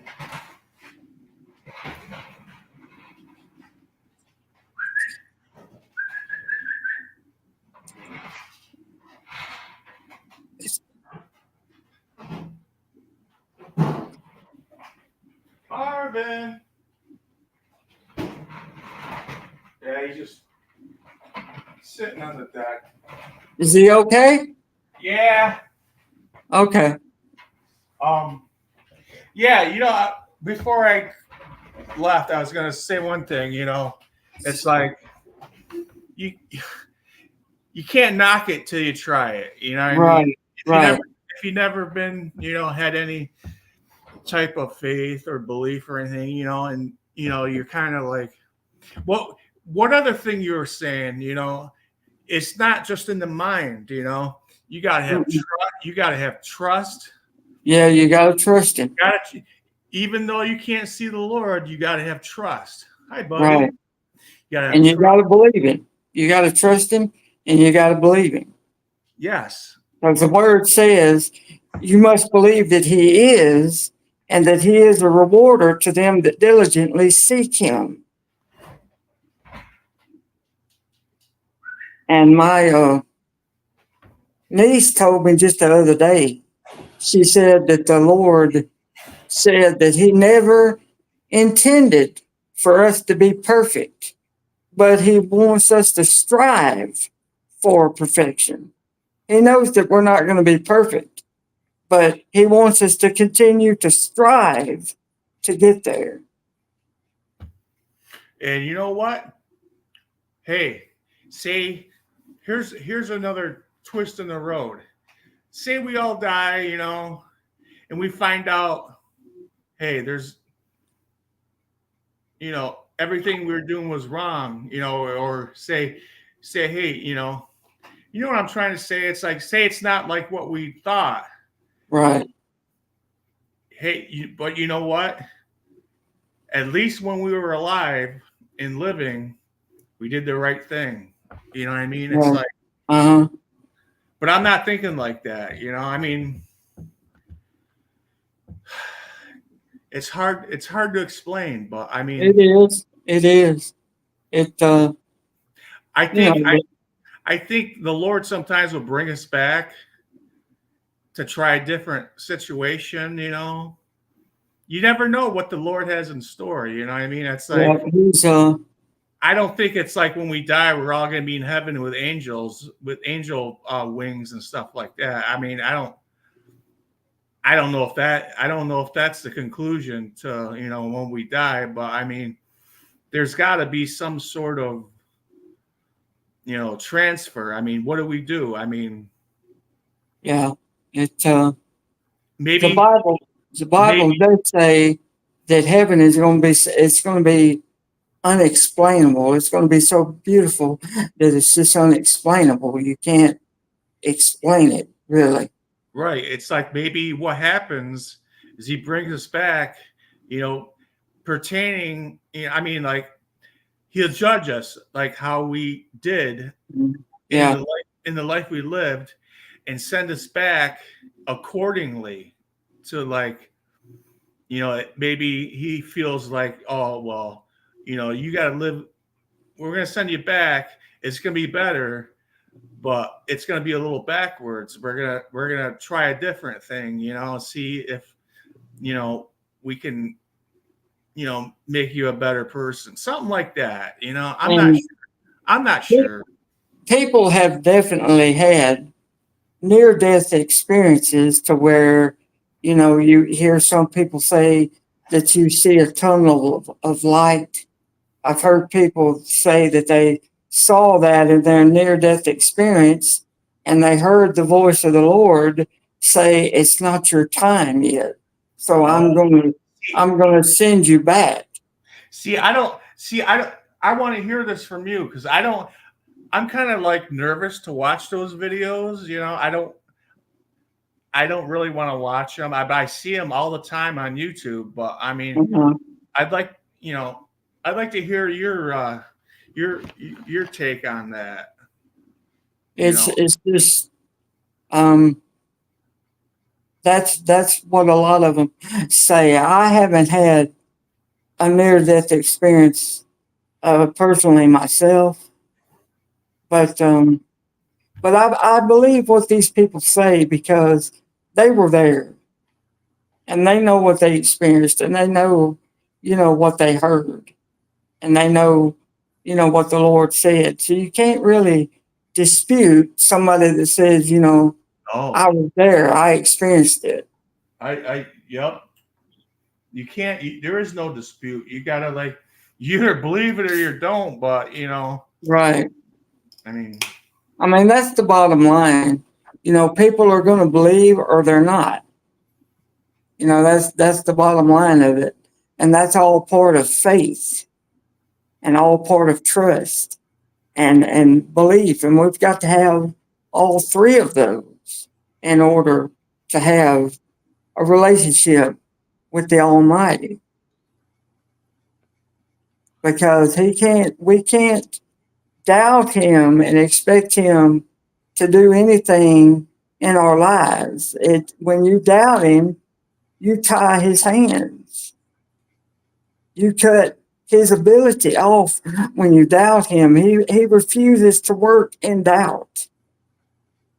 Now, he understands that if you don't understand something and you seek him for understanding, he understands that. But if somebody says, well, I doubt this or I doubt that concerning God, he doesn't understand that. He no, doesn't he doesn't deal with doubt. He will work with you if you don't understand something. He will open your understanding if right, you ask him to. right. If you ask him to, he will open your understanding and give you perfect wisdom because he has all wisdom and he has all understanding, and all you have to do is ask for it. Just like Solomon did in his day. The Lord was going to make him king, and he was only about 12 years old. And he said, Lord, I'm not old enough. I don't know how to lead your people. And he said, would you give me your wisdom and your understanding to lead your people? And the Lord said, I will. Because you asked this, I will give you the wisdom and the understanding. And he led those people for I can't remember how many years that he led those people with a great wisdom and understanding. But he did, make some mistakes in his later life and separated himself from the Spirit of the Lord, uh, which was sad. But some people do that, and there's nothing wrong with mistakes. We all make mistakes. But if we realize that we have made a mistake and we have fallen and we have failed the God Lord, forgives. Yep, yeah. If we yep, come to Him, and say, Lord, I messed up. Lord, yep. I failed. I fell short of your glory. I messed up. I sinned. I need your help. I need your strength. I need your guidance and your wisdom and your glory and all that. He will forgive. He is faithful and just to forgive if we'll confess it. It's just some people, they get so down when they make mistake like that, and they feel like they can't get back. Yeah, you can always rely on the Lord to forgive you. Yeah, You just gotta say, hey, I screwed up. right. You got to confess it.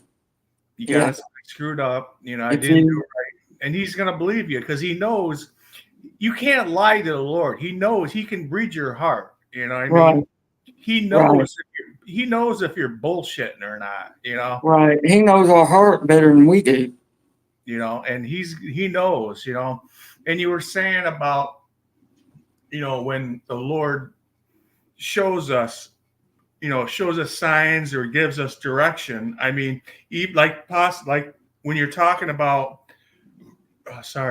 the near death experience. I mean, people can say, oh yeah, whatever, but I mean, even me and you, I mean, you see something in your mind, and like that it's the Lord Mm-hmm. speaking to you. Damn Yeah, well it is, and you yeah, can't deny it. And there's nothing yeah. in the world you can do to make me think that I'm tripping, or I'm not. I'm seeing things wrong. I know it's like I can look at that wall and say, hey, that wall's blue, and I know damn well in my mind that wall is blue. But if I see something, the Lord's communicating with me, trying to show a direction or an image, anything, and I know it's Him, and Yes. there's no explanation other than it's the Lord. And It's he will show you things and tell you things. He's just since I've been in this facility, uh, he has given me visions, yep, and he has told me things. He has spoke to me in the spirit. Some people say, "Well, did you hear his voice audibly?" I said, "No, but I hear his voice with the spiritual ear. yes, I hear yes. his voice in the spirit. It's a I different. don't hear it It's audibly." it's a different type of communication. It's Yeah, something. yeah, It's something It's like it's immediate, and there's no doubt about it. You don't have to think twice. You don't have to think, oh, did I eat something bad, or am I not feeling right? You know damn well what it is, and nobody can take that away. It's like no. The I world didn't give it, and they can't take it away from you. no, And that's how I know that he is eventually going to heal me. And when I'm still alive here on the earth, is when he's going to do it. I just don't know when. But it's going to be before I die. That much I do know. Because he has shown me too much for me not to know, and he's told me too much for me not to know. James. I mean, 5 years from now, who knows what's going to happen? You could be out there walking around like a normal guy. I mean, Yeah. you don't know that. And I could travel. I mean, I could go to the cities where you all are and say, look what the Lord did. Yeah, I mean, Didn't he do a beautiful job? You saw me online all broken in body, all and broken and tore up. and these And videos now look at me. and these videos will be on forever. There's no taking down these videos. I mean, say Right. 5 years from now or so, who knows? Maybe next year. I don't know. Who knows I what don't either. I don't have a crystal ball. I'm not God. I don't know either, but he told me that he was going to do it. And I've asked him, when, Lord, how long, Lord? How much longer? And he listened to me with patience for a long time. And he finally told me one day, he said, when and how does not matter. What matters is the outcome. And when he said that to me, I said, "Okay, Lord, I'm not gonna ask anymore. I'm just Uh, waiting on your will." no, you cannot rush. You cannot rush the Lord. He works. Uh-uh. He works in His own time. Right. Okay, and Absolutely. when it happens, it's going to be your blessing. God gives the blessings, at a It's certain gonna time. be a glory day. It's gonna be a glory day, brother. I'm not gonna know what to do with myself when he does do it, because I've been this way for so long. When he does finally do it, I'm not gonna know what to do with myself. It's gonna be a glory day. It's going to be like a revival, man. It's just like Yeah, you're going to be reborn, and I'm not trying to build this up or anything, but I'm just saying, even if you're 50% better, it's gonna give you so much more confidence, and right, right. it's gonna build you up, and Absolutely. you know, and he's not Amen to that. he doesn't forget about anybody. He doesn't. Mm-mm. He knows No. what's going on. When he promises something, you can bank on it. He Yep. doesn't go, he's not slack concerning his promise. And if Yep. he said it, he's going to do it, even if he doesn't tell you when or how long, because there is no time with the Lord. Where he is, there is no time. Mm-mm. There's time where we are, but there's no time with him. There's absolutely no time frame. So, I mean, one day where the Lord is like 1,000 years, and 1,000 years is like one day. That's because there's no time. So, I mean, he knows when the time is and when he's going to be ready. Yeah, I truly believe that, I just, you got to keep the faith and just he wants you to be a fighter. He wants you to like he's like, James, just hang in there, man. I got you. That's what he's saying, basically. He's like, hang in there. I know you're going through some shit, and just, Yeah, you're not dead yet. You might not feel the greatest right now, but, you know, but he's keeping me alive. it's keeping you alive. It may not be the greatest. It may not be the greatest situation, but you got to think this way. This is the way I think. If he's not like helping me instantly, I just think about, there's somebody out there that's really hurting. Someone Oh that's yeah, got. always somebody works. There's always somebody out there that's got it worse. Way Yeah, worse. You that couldn't is believe. true. That is true. I mean, the pain that somebody's in out there, and they have nobody to help them. Nothing. I mean, no food. Yeah, that's true.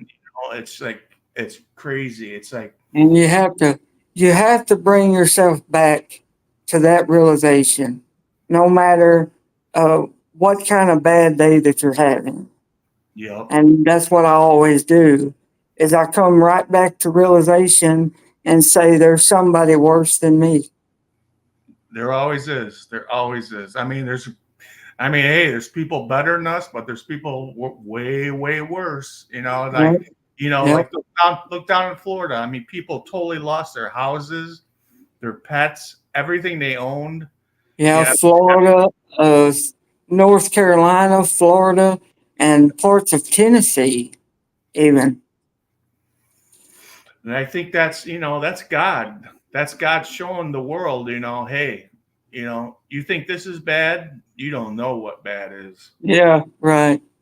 He's like, And you the don't Lord, you don't know the power that the Lord has. He could really stir the pot if he wanted to.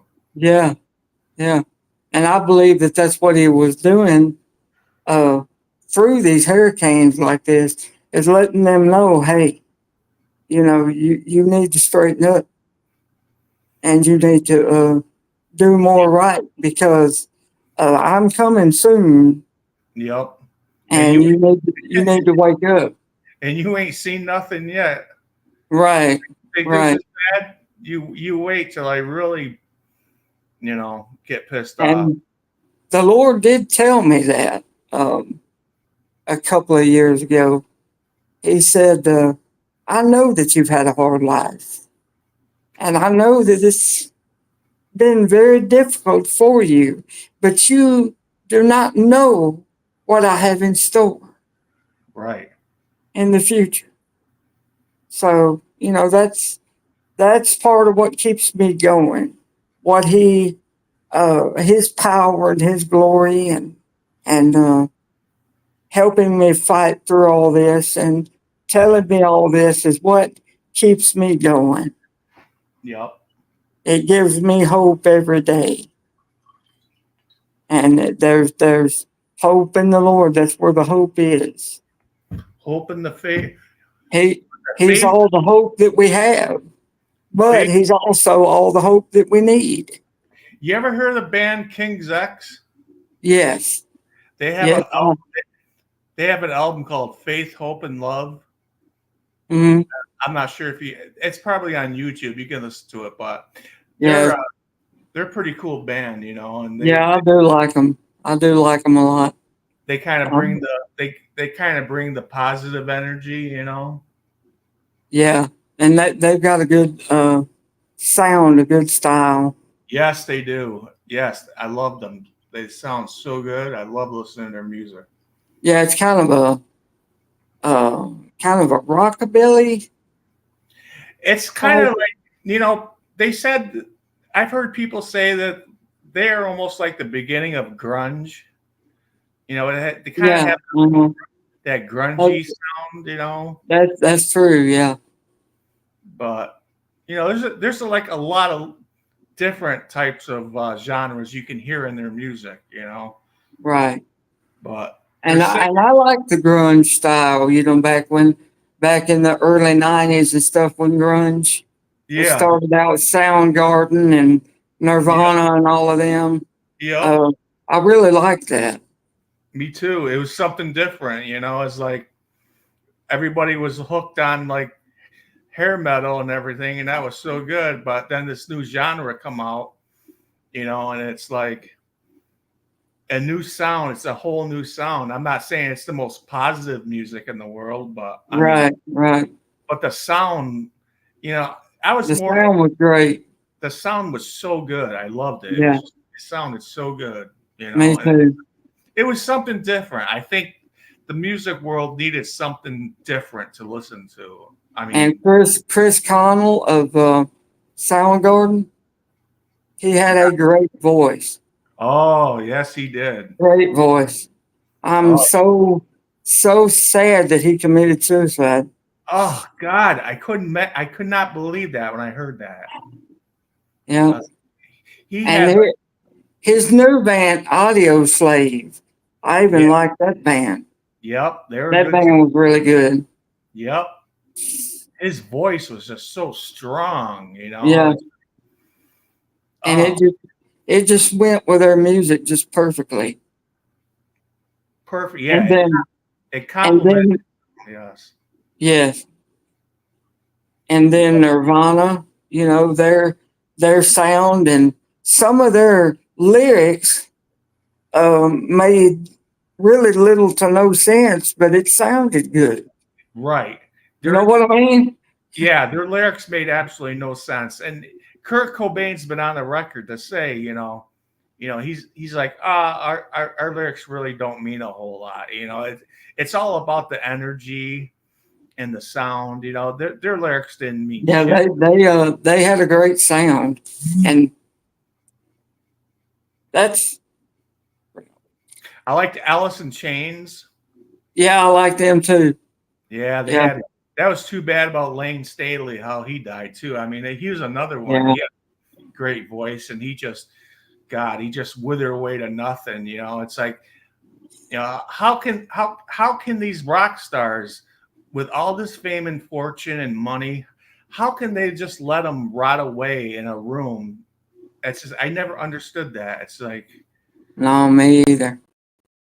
You can't, somebody couldn't intervene and just say, hey, look, whether you like it or not, we're taking you out of this situation. Well, and we're giving you some hope.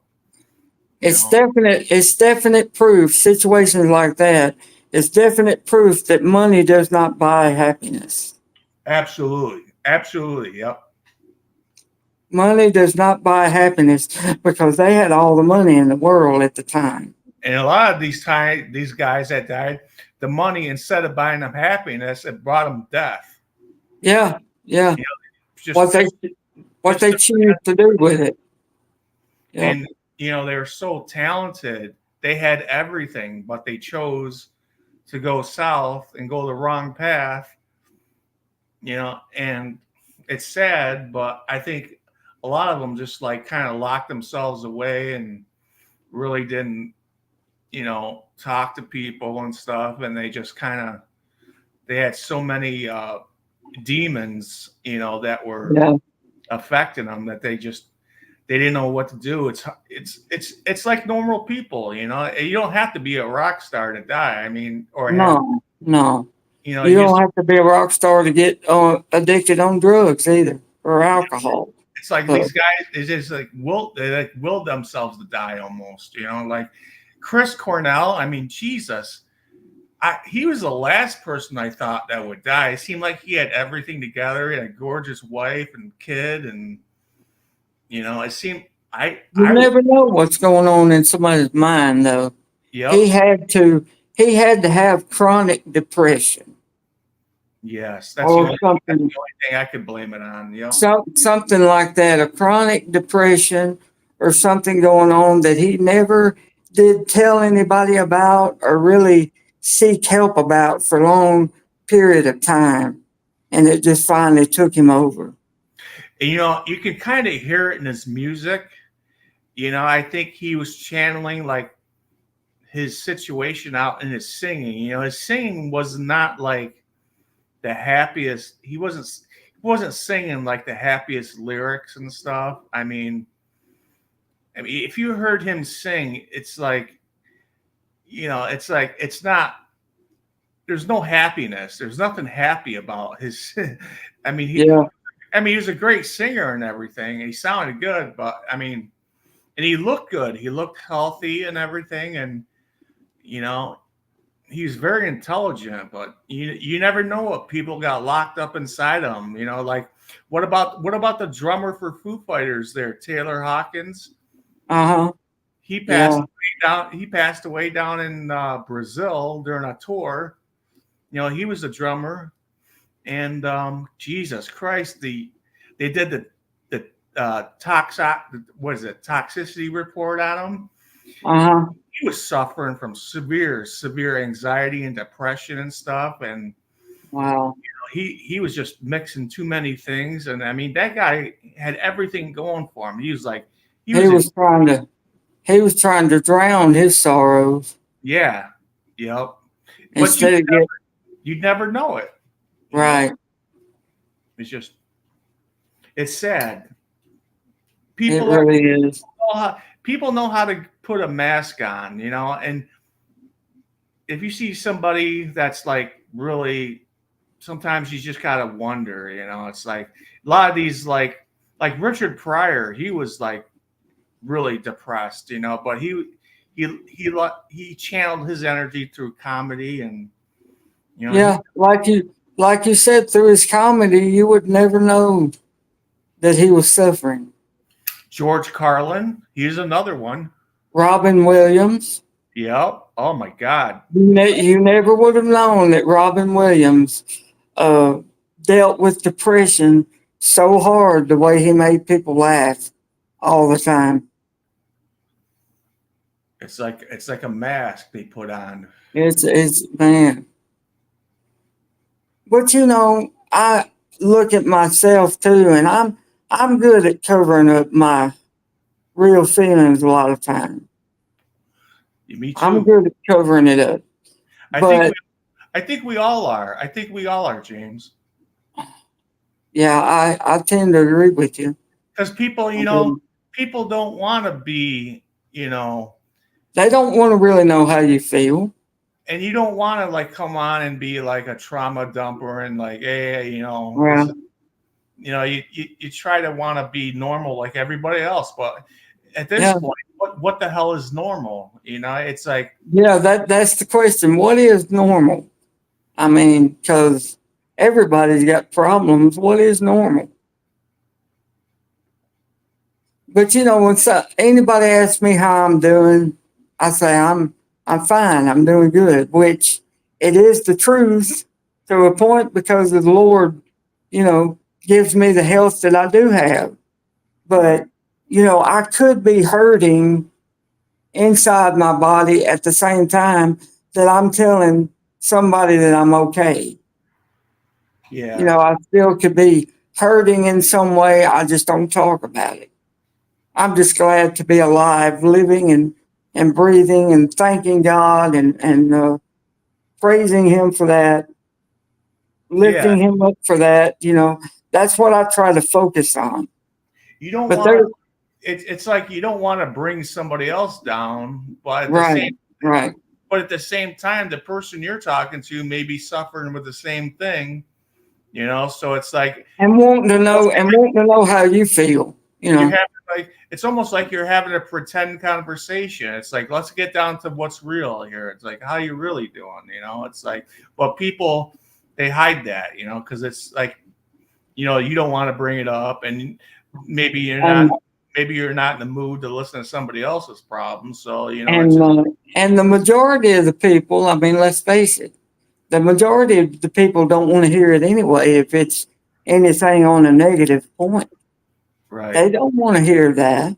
And they don't want to hear it because, they got their own problems too. Right. They got their own negativity, so they don't want to hear more. So we're all like, basically, we're all in the same boat, but. And it's like, Lord, I don't mean to lie at all to these people, but I'm just trying to be positive, Right. Yep. And there's nothing wrong with that. I mean, you're not lying. You're just, you know, you're just saying, hey, I'm fine. I'm fine. I'm breathing. I'm alive. I got something to eat. I'm not starving. I'm not Right. freezing to death. Thank God for that. Yeah. Like surface shit. It's like all basically, Right. it's all surface conversation. Nobody gets really deep into, how, and no, it's something people avoid, but not all the time. Not here, anyways. I mean, we talk and shit, and it's Yeah. Sometimes you got to air your grievances, and you sometimes you have to put your feelings out there a little bit, but you don't want to stay in that. right, You know what I mean? right. You I mean, want to you want to get it out in the open and say this is how it is, but praise God, it could be worse. like right now, we're live, okay? Right, Nobody's watching, but who knows? Maybe like a week down the road, someone who's hurting inside, or they got some sort of problem. They're like, yeah, I can recognize with these guys. I can put myself in these guys' shoes. I know exactly. Yeah, I know what they're saying, and they're keeping it real, and right. but a lot of And times people don't want to hear that, and then who knows who could pop in the next minute or so before we get off stream and listen to what we're saying. Right. And it could help them get through the rest of their night or the rest of their early morning. I mean, it's after 12 o'clock here now. So we've started the next day. So, I mean, it could help them get through the rest of their day. Anything that somebody can see that helps them, hey, that's if we can get one person just to watch this video and say, these guys are right, it's like it's a tough world, but there's always somebody out there that's got it worse, and Right. I think thank God we don't have it worse, no, not yet. I mean, hopefully it's all going to get better. You always gotta pray for the positivity. I mean, Right. nobody prays for more negativity. I mean, that's one thing nobody wants. But What we need to practice more of is speaking positivity. Yeah. Speak it into reality, because that's when it's going to happen. When you start speaking it into reality, that lets the Lord know, hey, he's he's believing in what I'm going to do. You know, so I'm gonna move in that belief. I'm gonna move in that trust. He's always already speaking it into existence before it comes. So I'm going to bless that. Anytime you can move somebody in a positive direction, I think that's something that, the Lord will respect. Yeah, he will. He will bless our efforts for sure. I mean, he's not into people. He's not into people making it more negative. That's definitely not his. Right. That's not his game. So, I mean, That's what the enemy tries to get us to do, is focus on the negative, and that's not a good thing. And the enemies are weak, too. You gotta just pray for the enemy. Hopefully they see the light and they see the positive road, and there's nothing else you can do for them. They got to see it for themselves. So, right, yeah. but We on we that can pray and ask the Lord to give them revelation of what the truth is, and He will do that. and on that note, James, I think that would be a good place to end this. What do you think? Yeah, I think so too, because uh, my phone is about to run completely down, and I need to put it on charge, and I don't want to just leave all of a sudden and cut this off short without you knowing, what could happen. So, Right. So yeah, hey man, appreciate you coming up and talking to me well, tonight. anytime, man, I appreciate you. I I had a appreciate good, you having me on the live all the time, and it's always a pleasure. and you're I, always you're always welcome, man. And uh, anybody else that wants to come in and right. share their story or We're whatever. all family here. We're all family. No negativity. Nothing but love, no judgment, Yep, no absolutely, negativity. no judgment. It's Absolutely. just love. It's just love and understanding here. It doesn't matter what you're going through. Just Right.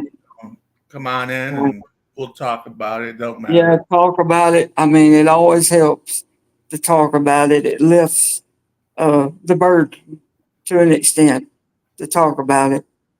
So, Amen, brother. so that's Amen. always good. James, you have a great night. You too, brother. You too. And Thanks thank again. you again for having me. All right, thanks again, and you have a good night. Sleep tight. I hope the best for you, and we'll chat tomorrow or whenever we see you. Okay. Okay. All All right. right. I'll be looking forward to it. Peace, everybody. Peace and love. Take Yes. care. Peace, love, and joy. Yes. Yes, right. Peace. Bye bye. Bye bye.